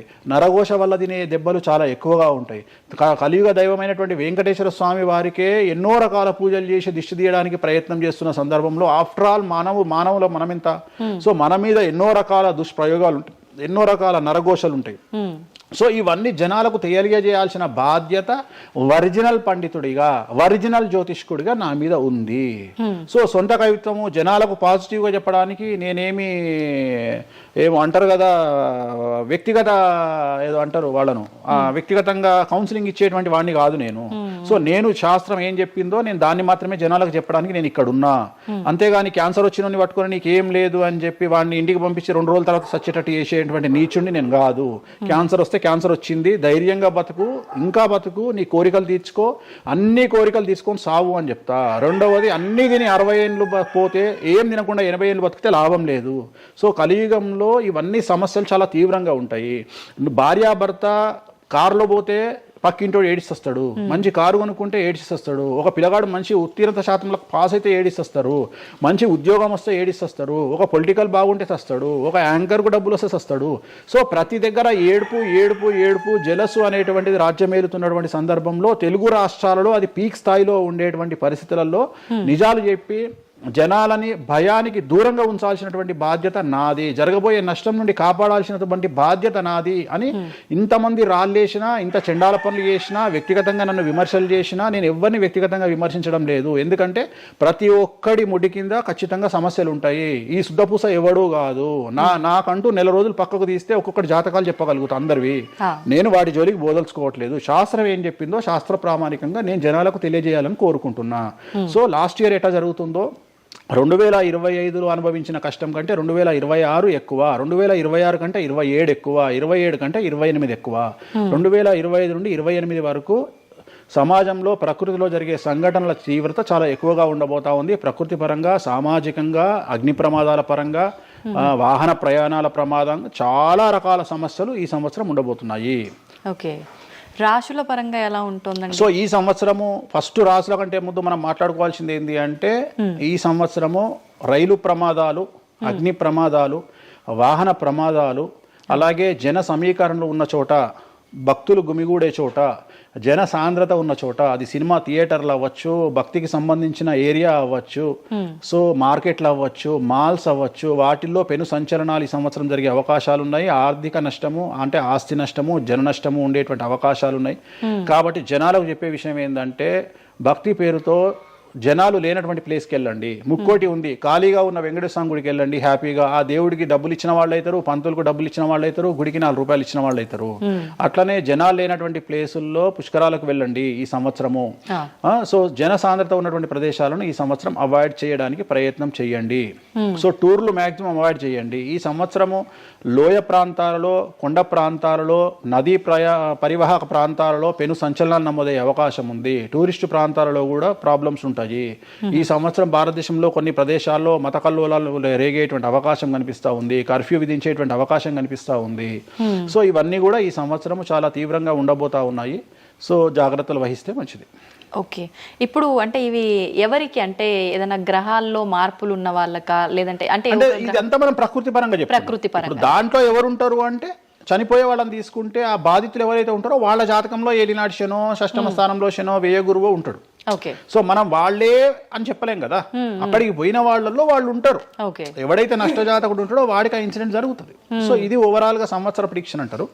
సో రాబోతున్నటువంటి సంవత్సరం పేరు కూడా చాలా చాలా చాలా కాంట్రవర్షియల్ నేమ్, పరాభవనామ సంవత్సరము. పరాభవము అంటే ఓటమి, అవమానముతో కూడిన ఓటమి అని అర్థం. పరాభవము, దుర్యోధనుడికి మయసభలో జరిగినది పరాభవము. సో అలాంటి పరాభవము ఎవరికి జరుగుతుంది అంటే ఎవరి జాతకంలోనైతే ఏలినాటి శని ఉందో 6వ స్థానంలో శని ఉన్నాడో 8వ స్థానంలో శని ఉన్నాడో 12వ స్థానంలో గురువు ఉన్నాడో వాళ్లకు ఈ సంవత్సరం సంచలనాలు ఉండబోతా ఉన్నాయి. అది మేషరాశి కావచ్చు, మీనరాశి కావచ్చు, సింహరాశి కావచ్చు. సో ఇలాంటి వారికి ఈ సంవత్సరం పెను సంచలనాలు ఉండేటువంటి అవకాశాలు ప్రస్ఫుటంగా కనిపిస్తా ఉన్నాయి. సో ఇది ఓవరాల్ గా సంవత్సర ఫలితము. ఇక 12 రాశులకు సంబంధించి ముందుగా మేషరాశి కనుక తీసుకున్నట్లయితే మేషరాశికి ఈ సంవత్సరము ఏలినాటి శని నడుస్తూ ఉంది. సో ఏలినాటి శని ఒక పక్క గురువు బాగాలేడు, ఒక పక్క రాహు బాగాలేడు, ఒక పక్క కేతు బాగాలేడు. సో ఇలాంటి సందర్భంలో పెను సంచలనాలకు కారణభూతమయ్యేటువంటి అవకాశం ఉంది. సో విద్యార్థులకు ఉత్తీర్ణత శాతం తగ్గుతుంది, కోరుకున్న ప్లేస్మెంట్స్ రావు, వీసా రిజెక్ట్ అయ్యే అవకాశం ఉంది. ఉద్యోగస్తులకు పై అధికారుల వల్ల సమస్యలు ఉంటాయి, ప్రమోషన్లు ఆగిపోతాయి. సో బదిలీలు చాలా దూరంగా బదిలీలు అయ్యే అవకాశం కనిపిస్తూ ఉంది. రాజకీయ నాయకులకు ఫెయిల్యూర్స్ కనిపిస్తూ ఉన్నాయి, ఉన్న పదవులు కోల్పోయే అవకాశం కనిపిస్తుంది, ఎన్నికలలో ఓటమి కనిపిస్తూ ఉంది. రైతులకు మొదటి పంట కంటే రెండవ పంట బాగుండే అవకాశం ఉంది. కళాకారులకు క్రీడాకారులకు అవకాశాలు తగ్గిపోయి ఆదాయం తగ్గిపోయే అవకాశం ఉంది.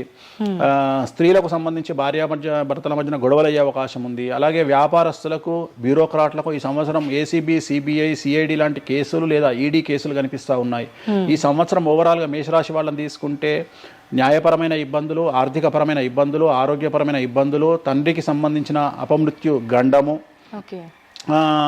అలాగే న్యాయపరమైన చిక్కులు, వాహన ప్రమాదాలు, భార్యాభర్తల మధ్యన గొడవలు, ఇవన్నీ మేషరాశి వారికి కనిపిస్తూ ఉన్నాయి. మరి ఏం చేసుకోవాలా అంటే తిరునల్లా శనీశ్వర ఆలయంలో ప్రత్యేకమైన శని పూజ నిర్వహించుకోవడంతో పాటు నలుపు రంగు దుస్తులకు దూరంగా ఉండడము, నలుపు చెప్పులు, నలుపు వాహనాలకు దూరంగా ఉండడము, లెదర్ వస్తువులకు దూరంగా ఉండడము, నలుపు లెదర్ వస్తువులకు దూరంగా ఉండడం వల్ల సమస్యల నుండి గట్టెక్కుతారు. ఏడాదంతా వీటికి దూరంగా ఉండాలి. మరి తర్వాత నెక్స్ట్ వృషభ రాశి. సో వృషభ రాశి వారికి ఈ సంవత్సరం 100కు ఇంచుమించుగా 75% అనుకూలంగా ఉంది. రాహువు, కేతువు, గురువు, శని అనుకూలత కనిపిస్తూ ఉంది.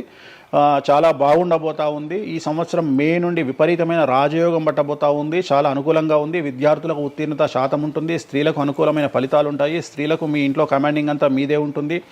రాజకీయ నాయకులకు ఎన్నికలలో విజయాలు సాధిస్తారు. డబ్బులు ఎక్కువ ఖర్చైనా విజయాలు సాధిస్తారు.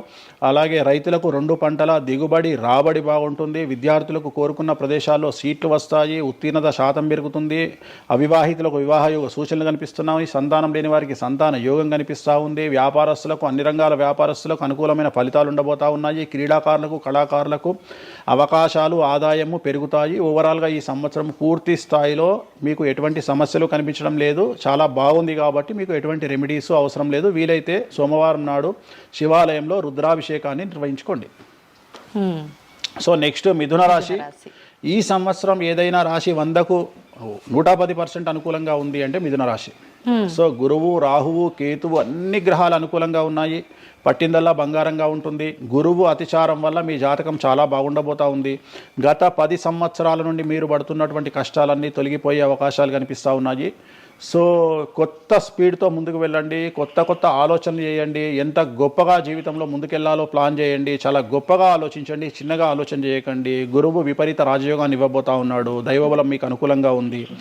గురుబలం మీకు అనుకూలంగా ఉంది. శనిబలం మీకు అనుకూలంగా ఉంది. కాబట్టి కొత్త వ్యాపారాలు ప్రారంభించండి. విపరీతమైనటువంటి చాలా గొప్పగా కలలు కనండి. ఆ కళలను సాకారం చేసుకునే దిశగా ప్రయాణం చేయండి. విద్యార్థులకు అనుకూలంగా ఉంది. ఉద్యోగస్తులకు అనుకూలంగా ఉంది. వ్యాపారస్తులకు అనుకూలంగా ఉంది. రైతులకు 2 పంటలు అనుకూలంగా ఉంది. సో ప్రతి వాళ్ళు చెరువులు, తర్వాత చేపల చెరువులు, రొయ్యల చెరువులు పండించే వాళ్ళకు అనుకూలంగా ఉంది. పౌల్ట్రీ ఫామ్ వాళ్ళకు అనుకూలంగా ఉంది. రాజకీయ రంగం వారికి అనుకూలంగా ప్రజల్లో మంచి మార్పులు కనిపిస్తూ ఉన్నాయి. స్త్రీలకు మీదే కమాండింగ్గా ఉంటుంది. కుటుంబంలో మీరు ఏం చెప్తే అది జరిగేటువంటి అవకాశాలు కనిపిస్తూ ఉన్నాయి. సో మిథున రాశి వారికి పూర్తి స్థాయిలో అనుకూలంగా ఉంది. ఎటువంటి రెమెడీస్, ఎటువంటి పూజలు అవసరం లేదు. అద్భుతం అయితే వీళ్ళది. నెక్స్ట్ కర్కాటక రాశి. సో నెక్స్ట్ కర్కాటక రాశి. సో కర్కాటక రాశి వారికి కూడా ఇంచుమించు 90% అనుకూలంగా ఉంది. కాకపోతే ఇక్కడ ఉన్న సమస్య ఏంటి అంటే మే వరకు 2026 మే వరకు కొద్దిగా వీళ్ళకు గురువు 12వ ఇంట్లో ఉన్నాడు కాబట్టి కాళ్ళు చేతులు విరిగే అవకాశం ఉంది. దెబ్బలు తగిలించుకునే అవకాశం కనిపిస్తూ ఉంది. జాగ్రత్తగా ఉండండి. సాధ్యమైనంత వరకు లెమన్ ఎల్లో కలర్ దుస్తులు ధరించే ప్రయత్నం చేయండి. చాలా అనుకూలంగా ఉండబోతా ఉంది. రాజకీయ రంగంలో ఉండే వాళ్లకు విపరీతమైనటువంటి విజయాలు సిద్ధిస్తాయి. జనాల్లో అనుకూలమైన వాతావరణం ఉంటుంది. వ్యాపారస్తులకు విశేషించి అనుకూలంగా ఉంటుంది. విద్యార్థులకు అనుకూలంగా ఉంటుంది. అలాగే రైతులకు అనుకూలంగా ఉంటుంది, కళాకారులకు క్రీడాకారులకు మరీ అనుకూలంగా ఉంటుంది. కాకపోతే ఓవరాల్గా కర్కాటక రాశి వారికి ఈ సంవత్సరం కొద్దిగా శత్రువుల యొక్క బెడద ఒక 10% కనిపిస్తూ ఉంది. కానీ శత్రువులను పట్టించుకోకండి. శని బలం వల్ల వాళ్ళు ఎంత ప్రయత్నాలు చేసినా, రాహు బలం వల్ల వాళ్ళు ఎంత ప్రయత్నాలు చేసినా మిమ్మల్ని ఎవరు ఏమీ చేయలేరు. సో మీరు చేయాల్సింది ప్రతి గురువారం నాడు లెమన్ ఎల్లో దుస్తులు ధరించే ప్రయత్నం చేయండి. అలాగే శ్రీకాళహస్తిలో గురు దక్షిణామూర్తి వద్ద గురువారం నాడు గురుహోరలో గురువుకు అంటే దక్షిణామూర్తికి అష్టోత్తర పూజ చేయించుకోండి. అలాగే పసుపు రంగు పువ్వు ఏదైనా ఉంటే అక్కడ నుండి తెచ్చుకొని ఇంట్లో పెట్టుకోండి, మీకు అనుకూలమైన ఫలితాలు ఉంటాయి. అంటే శని వీళ్ళకి ఫేవర్గా ఉన్నాడు అంటే శని వీళ్ళకి చాలా ఫేవర్గా ఉన్నాడు, రాహు ఫేవర్గా ఉన్నాడు, కేతు ఫేవర్గా ఉన్నాడు, మే నుండి గురువు కూడా ఫేవర్గా ఉంటాడు. అది ఉన్న చిన్న చిన్న ఇబ్బందులకు కూడా ఏమైనా దానాలు అలాంటివి అదే మనం చెప్పిన ఎందుకు గురువు లెమన్ ఎల్లో కలర్ గురువుకు దక్షిణామూర్తి సరిపోతుంది, ఇంకా అవసరం లేదు, దానాలు అవసరం లేదు. మరి తదుపరి రాశి సో నెక్స్ట్ సింహరాశి. సింహరాశికి ఈ సంవత్సరం అష్టమ శని నడుస్తూ ఉంది. గురువు వ్యతిరేకమైన ఫలితాలు, రాహు కేతువు చాలా నెగిటివ్గా ఉన్నారు. సో ఇంచుమించుగా 4 గ్రహాలు వ్యతిరేకమైన దిశలో ఉన్నాయి. అష్టమ శని అంటే తల్లికి ఆరోగ్యపరమైన ఇబ్బందులు ఉంటాయి, మానసికమైన ఇబ్బందులు ఉంటాయి, శారీరకమైనటువంటి అనారోగ్య సమస్యలు ఉంటాయి, అలాగే ఆర్థికపరమైన ఇబ్బందులు, న్యాయపరమైన చికాకులు ఉంటాయి. జాగ్రత్తగా ఉండండి. నలుపు రంగు దుస్తులకు దూరంగా ఉండండి. విద్యార్థులకు సమస్యలు, ఉద్యోగస్తులకు సమస్యలు, వ్యాపారస్తులకు సమస్యలు, ఈడీ కేసులు, పోలీస్ కేసులు, బ్యూరోక్రాట్స్కు సిబిఐ కేసులు, రైతులకు పంటల దిగుబడిలో నష్టము, కళాకారులకు క్రీడాకారులకు వాళ్ళ అవకాశాలను ఇతరులు దక్కించుకునేటువంటి అవకాశం కనిపిస్తూ ఉంది. స్త్రీలకు భార్యాభర్తల మధ్యన గొడవలు. సో ఓవరాల్గా సింహరాశి వారికి ఏ రంగంలో వారైనా సమస్యలు కనిపిస్తూ ఉన్నాయి. అష్టమ శని ప్రభావం కనిపిస్తూ ఉంది కాబట్టి నలుపు రంగు దుస్తులకు దూరంగా ఉండండి. తిరు నల్లార్ శనీశ్వర ఆలయంలో ప్రత్యేకమైన శని పూజను నిర్వహించుకోవడం ద్వారా సమస్యల నుండి గట్టెక్కుతారు. ఓకే. సో నెక్స్ట్ కన్యారాశి. ఈ సంవత్సరం కన్యారాశి వారికి ఇంచుమించు 75% అనుకూలంగా ఉండబోతా ఉంది. శని అలాగే కుజుడు, రాహువు, కేతువు, గురువు అనుకూలతల వల్ల చాలా చాలా అనుకూలంగా ఉండబోతా ఉంది. ఒకే ఒక్క సమస్య ఈ సంవత్సరం ఉండేది, భార్యాభర్తల మధ్యన ఈగోలు కానీ క్లాషెస్ కానీ వచ్చే అవకాశం ఉంది. సో కాంప్రమైజ్ అవ్వడానికి ప్రయత్నించండి. భార్య దగ్గర భర్త, భర్త దగ్గర భార్య కాంప్రమైజ్ అవ్వండి. ఈగోలకు పోవద్దు, జెలస్లకు పోవద్దు. ఆర్థికపరమైన అంశాల్లో జాగ్రత్తగా ఉండండి. విద్యార్థులకు అనుకూలత కనిపిస్తూ ఉంది, రాజకీయ నాయకులకు అనుకూలత కనిపిస్తూ ఉంది, వ్యాపారస్తులకు, కళాకారులకు, క్రీడాకారులకు విశేషమైన యోగం లభించబోతూ ఉంది. న్యాయస్థానాల్లో పనిచేసే వాళ్లకు, న్యాయ సంబంధమైన వృత్తిలో ఉండే వాళ్లకు అనుకూలమైన ఫలితాలు ఉండబోతా ఉన్నాయి. స్త్రీలకు విశేషించి అనుకూలంగా ఉండబోతా ఉంది. సో ఈ సంవత్సరం కన్యారాశి వారికి పూర్తిగా అనుకూలమైనటువంటి ఫలితాలు కనిపిస్తూ ఉన్నాయి. వీరు చేయాల్సినటువంటి రెమెడీ సోమవారం నాడు రుద్రాభిషేకాన్ని శివాలయంలో నిర్వహించండి, సమస్యల నుండి గట్టెక్కుతారు. సో నెక్స్ట్ తులారాశి. తులారాశి వారికి షష్టమ స్థానంలో శని కనిపిస్తూ ఉన్నాడు. కాకపోతే గురువు విపరీత రాజయోగాన్ని ఇవ్వబోతా ఉన్నాడు. వీళ్ళకి గురు బలము మరియు దైవ బలం అనుకూలంగా ఉండడం వల్ల మీ జీవితాన్ని కొత్తగా ప్రొజెక్ట్ చేసుకునేటువంటి అవకాశం మీకు దేవుడు కల్పిస్తూ ఉన్నాడు. ముందుకు వెళ్ళే ప్రయత్నం చేయండి. చాలా కొత్తగా మిమ్మల్ని మీరు ఆవిష్కరించుకునే ప్రయత్నం చేయండి. మిమ్మల్ని మీరు కొత్తగా సమాజానికి చూపించుకోండి. దానివల్ల మీ ఆలోచనలు మార్చుకోండి. చాలా గొప్పగా థింక్ చేయండి, గొప్పగా కలలు కనండి, వాటిని సాకారం చేసుకోండి. గురువు అనుకూలంగా ఉన్నాడు. కాకపోతే కుటుంబంలో పెను సంచలనం జరిగే అవకాశం కనిపిస్తూ ఉంది. 6వ స్థానము భాగ్యానికి మరియు శత్రుత్వానికి కారకుడు కాబట్టి శని వల్ల సంచలనం జరిగే అవకాశం ఉంది. విద్యార్థులు, ఉద్యోగస్తులు, వ్యాపారస్తులు, కళాకారులు, క్రీడాకారులు, రైతులు, అలాగే రాజకీయ నాయకులు ఎవరైనా సరే వాళ్ళ జీవితంలో ఏదో ఒక పెను సంచలనం జరిగే అవకాశం కనిపిస్తూ ఉంది. నలుపు రంగు దుస్తులకు దూరంగా ఉండండి. తిరు నల్లార్ శనీశ్వర ఆలయంలో ప్రత్యేకమైన శని పూజ నిర్వహించడం ద్వారా సమస్యల నుండి బయటపడతారు. నెక్స్ట్ వృశ్చిక రాశి. వృశ్చిక రాశి వారికి అర్ధాష్టమ శని వెళ్ళిపోయింది. శని గురువులు అనుకూలంగా ఉన్నారు, రాహు కేతువులు అనుకూలంగా ఉన్నారు. కళాకారులు, క్రీడాకారులు, ఉద్యోగస్తులు, విద్యార్థులు, వ్యాపారస్తులు, రైతులు, రాజకీయ నాయకులు, స్త్రీలు, అన్ని రంగాల వారికి పూర్తిగా 100కి 100% అనుకూలంగా ఉన్నటువంటి రాశి వృశ్చిక రాశి. పూర్తి స్థాయిలో విశాఖ 4, అనురాధ 1, 2, 3, 4, జ్యేష్ఠ 1, 2, 3, 4, 9 పాదాల వారికి విశేషించి రాజయోగంగా భావించాల్సి ఉంటుంది. మే వరకు విపరీత రాజయోగం కనిపిస్తూ ఉంది. మే తదుపరి కూడా అనుకూలమైన ఫలితాలను పొందుతారు కాబట్టి వీరికి ఎటువంటి రెమెడీస్, ఎటువంటి పూజలు అవసరం లేదు. చాలా గొప్పగా కలలు కనండి. మీకున్నటువంటి కళలను సాకారం చేసుకోండి. మీకు ఎటువంటి రెమెడీస్ కూడా అవసరం లేదు. నెక్స్ట్ ధనుస్సు రాశి. ధనుస్సు రాశి వారికి అర్ధాష్టమ శని నడుస్తూ ఉంది. అర్ధాష్టమ శని అనేటువంటిది డబ్బులను అధికంగా ఇచ్చి ఆ డబ్బుల ద్వారా సమస్యలు తెచ్చేటువంటి ఒక పరిస్థితి. అంటే డబ్బులు లేకపోతేనే సమస్యలు అంటారా? డబ్బులు ఉంటే కూడా సమస్యలు. డబ్బులు ఉన్నప్పుడు వాటిని మనం ఖర్చు చేసే విధానంలో సమస్యలు, వాటిని మనం ఎలా సమాజంలో ఖర్చు పెట్టబోతున్నామనే సమస్యలు ఏర్పడేటువంటి అవకాశం ఉంది. కాబట్టి మీరు ఇన్వెస్ట్మెంట్ చేయడంలో కానీ, అప్పులు ఇవ్వడంలో కానీ, ఎవరికైనా అప్పులు ఇవ్వడంలో కానీ, చిట్టీలు వేయడంలో కానీ, సహాయం చేయబోయేటప్పుడు కానీ జాగ్రత్తలు తీసుకోండి. ఎటువంటి పరిస్థితుల్లోనూ డబ్బులు ఎవరికి ఇవ్వవద్దు. సో ధనుస్సు రాశి వారికి డబ్బు పరంగా సమస్యలు ఏర్పడే అవకాశం ఉంది. రాక డబ్బులు వచ్చినాయి కాబట్టి తీసుకెళ్ళి వేరే వాళ్ళకి ఇచ్చి మోసపోయే అవకాశాలు కనిపిస్తూ ఉన్నాయి. ఈ ఒక్క విషయంలో ధనుస్సు రాశి వాళ్ళు జాగ్రత్తలు తీసుకుంటే విద్యార్థులకు, ఉద్యోగస్తులకు, కళాకారులకు, క్రీడాకారులకు, రాజకీయ నాయకులకు, స్త్రీలకు, వ్యాపారస్తులకు, రైతులకు, అన్ని రంగాల వారికి ఈ సంవత్సరం అనుకూలంగా ఉంటుంది. ఓన్లీ మీరు చేయాల్సిన రెమెడీ నలుపు రంగు దుస్తులకు దూరంగా ఉండండి. తిరునల్లార్ శనీశ్వర ఆలయంలో ప్రత్యేకమైన శని పూజ నిర్వహించడం ద్వారా సమస్యల నుండి గట్టెక్కుతారు. నెక్స్ట్ మకర రాశి వారికి ఈ సంవత్సరం చాలా అనుకూలంగా ఉంది. ఈ సంవత్సరం అండర్లైన్ చేయాల్సిన విషయం ఏమిటంటే మకర రాశి వారికి భార్యాభర్తల మధ్యన గ్యాప్ ఏర్పడేటువంటి అవకాశం ఉంది. గొడవలు వచ్చే అవకాశం ఉంది. ఈగోస్ వల్ల కానీ వేటి వల్ల అయినా సమస్యలు వచ్చే అవకాశం ఉంది. అది కాకుండా విద్యార్థులకు అనుకూలతలు ఉంటాయి, ఉద్యోగస్తులకు అనుకూలతలు ఉంటాయి, రైతులకు 2 పంటల దిగుబడి రాబడి ఉంటుంది. అలాగే రాజకీయ నాయకులకు సమాజంలో మంచి పేరు ప్రఖ్యాతులతో పాటు పదవులు సిద్ధిస్తాయి. రైతులకు 2 పంటల దిగుబడి రాబడి ఉంటుంది. వ్యాపారస్తులకు రూపాయికి 100 రూపాయల లాభం ఉంటుంది. స్త్రీలకు కోరుకున్నటువంటి ఫలితాలు ఉంటాయి. అన్ని రంగాల వారికి అనుకూలమైన ఫలితాలు మకర రాశి వారికి ఉండబోతా ఉన్నాయి. వీరు సోమవారం నాడు శివాలయంలో రుద్రాభిషేకం నిర్వహించుకున్నట్లయితే సమస్యల నుండి గట్టెక్కుతారు. సో నెక్స్ట్ కుంభరాశి వారికి ఏలినాటి శని చివరి అంకంలో ఉంది. చాలా సమస్యలు కనిపించబోతా ఉన్నాయి. కుటుంబంలో ఎవరిని తీసుకున్నా విద్యార్థులు, ఉద్యోగస్తులు, వ్యాపారస్తులు, కళాకారులు, క్రీడాకారులు, రాజకీయ నాయకులు, స్త్రీలు, ఉద్యోగస్తులు, బ్యూరోక్రాట్లు అందరికీ సమస్యలు ఉన్నాయి. వాహన ప్రమాదాలు, పోలీస్ కేసులు, కోర్టు కేసులు, ఆరోగ్యపరమైన ఇబ్బందులు, మానసికమైన ఇబ్బందులు, స్త్రీలకైతే థైరాయిడ్ సమస్యలు, పీసీఓడి సమస్యలు, గర్భసంచికి సంబంధించిన సమస్యలు, మానసికమైన ఇబ్బందులు బాధించే అవకాశం కనిపిస్తూ ఉంది. జాగ్రత్తగా ఉండండి. నలుపు రంగు దుస్తులకు దూరంగా ఉండండి. శనివార నియమాన్ని పాటించండి. సప్త శనివార వ్రతాన్ని పాటించండి. సప్త శనివార వ్రతం అంటే శనివారం నాడు శ్రీ వెంకటేశ్వర స్వామి వారికి సంబంధించినటువంటి వ్రతము. ఇది పుస్తకం మీకు మార్కెట్లో దొరుకుతుంది. తీసుకొచ్చుకొని 7 వారాల పాటు 7 శనివారాల పాటు చేయండి. సమస్యల నుండి గట్టెక్కుతారు. ఇక చివరిది లాస్ట్ది అనేటువంటిది మీనరాశి వారికి ఈ సంవత్సరం జన్మశని నడుస్తూ ఉంది. జన్మశని చాలా డేంజరస్గా ఉండబోతూ ఉంది. ఏ రంగంలో ఉండే వారికైనా ఈ సంవత్సరం సమస్యలు తప్పవు. ఆర్థికంగా, సామాజికంగా, న్యాయపరంగా, ఆరోగ్యపరంగా, వాహన ప్రమాదాలు అవ్వచ్చు, ఆర్థికపరమైన నష్టాలు అవ్వచ్చు, పోలీస్ కేసులు అవ్వచ్చు, ఇంట్లో తల్లిదండ్రులు ఒకళ్లకు ప్రాణగండాలు అవ్వచ్చు, భార్యాభర్తల మధ్యన గొడవలు అవ్వచ్చు. మరీ ముఖ్యంగా ఈ సంవత్సరం మీనరాశి జాతకులు ఉండేటువంటి ఇళ్లలో మగవాళ్లకు సంపాదన లేకుండా ఖాళీగా ఉండడం వల్ల ఆడవాళ్లు మాత్రమే సంపాదించి, ఆడవాళ్ల ఉద్యోగంతో డబ్బులు సంపాదించి, ఆడవాళ్ల అంటే భార్యల మీదనో, ఆడవాళ్ల కూతుళ్ళ మీదనో, తల్లి మీదనో బ్రతికేటువంటి పరిస్థితి మగవాళ్లకు ఉండే అవకాశం ఉంది. కాబట్టి ఈగోలను చంపుకోండి. సో ఆడవారి మీద బ్రతకడానికి సిద్ధపడండి, కష్టపడండి, మానసికంగా సంసిద్ధులుగా ఉండండి. అంటే అలాంటి ఒక కండిషన్ ఈ సంవత్సరం ఉండబోతా ఉంది. ఈ ఒక్క సంవత్సరాన్ని కనుక మీరు దాటగలిగితే మీ జీవితంలో మంచి మంచి మంచి పొజిషన్లకు వెళ్తారు. సో నలుపు రంగు దుస్తులకు దూరంగా ఉండండి. రాత్రిపూట ప్రయాణాలు చేయకండి. వాహన ప్రమాదాలు జరిగే అవకాశం కనిపిస్తూ ఉంది. జన సమూహం ఉన్నటువంటి ప్రాంతాలకు వెళ్ళకండి.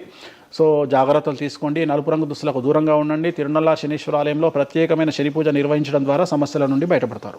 ఇప్పుడు ఈ రాశి ఫలాల్ని ఈ మధ్యకాలంలో చాలా మంది ఫాలో అవుతున్నారండి. ఇది అక్షరం అంటే పేరులో మొదటి అక్షరాన్ని బట్టి ఫాలో అవ్వాలా, లేదంటే డేట్ ఆఫ్ బర్త్ బట్టి వచ్చే రాశిని ఫాలో అవ్వాలా? ఇది పేరులో దాని సంబంధం లేదు. డేట్ ఆఫ్ బర్త్ ప్రకారం చూసుకోవాలి. రెండోది ఇది గోచారం, గ్రహచారం వేరు, గోచారం వేరు. ఇది జస్ట్ గోచారం ప్రకారం ఎలాగైతే మనము సౌరమానం ప్రకారము మనం చూసుకుంటామో అలా ఇది ఓన్లీ చాంద్రమానం ప్రకారము మీ నక్షత్రం ప్రకారం చూసుకోవాల్సిందే. మళ్ళీ వ్యక్తిగతమైన జాతకం వేరు.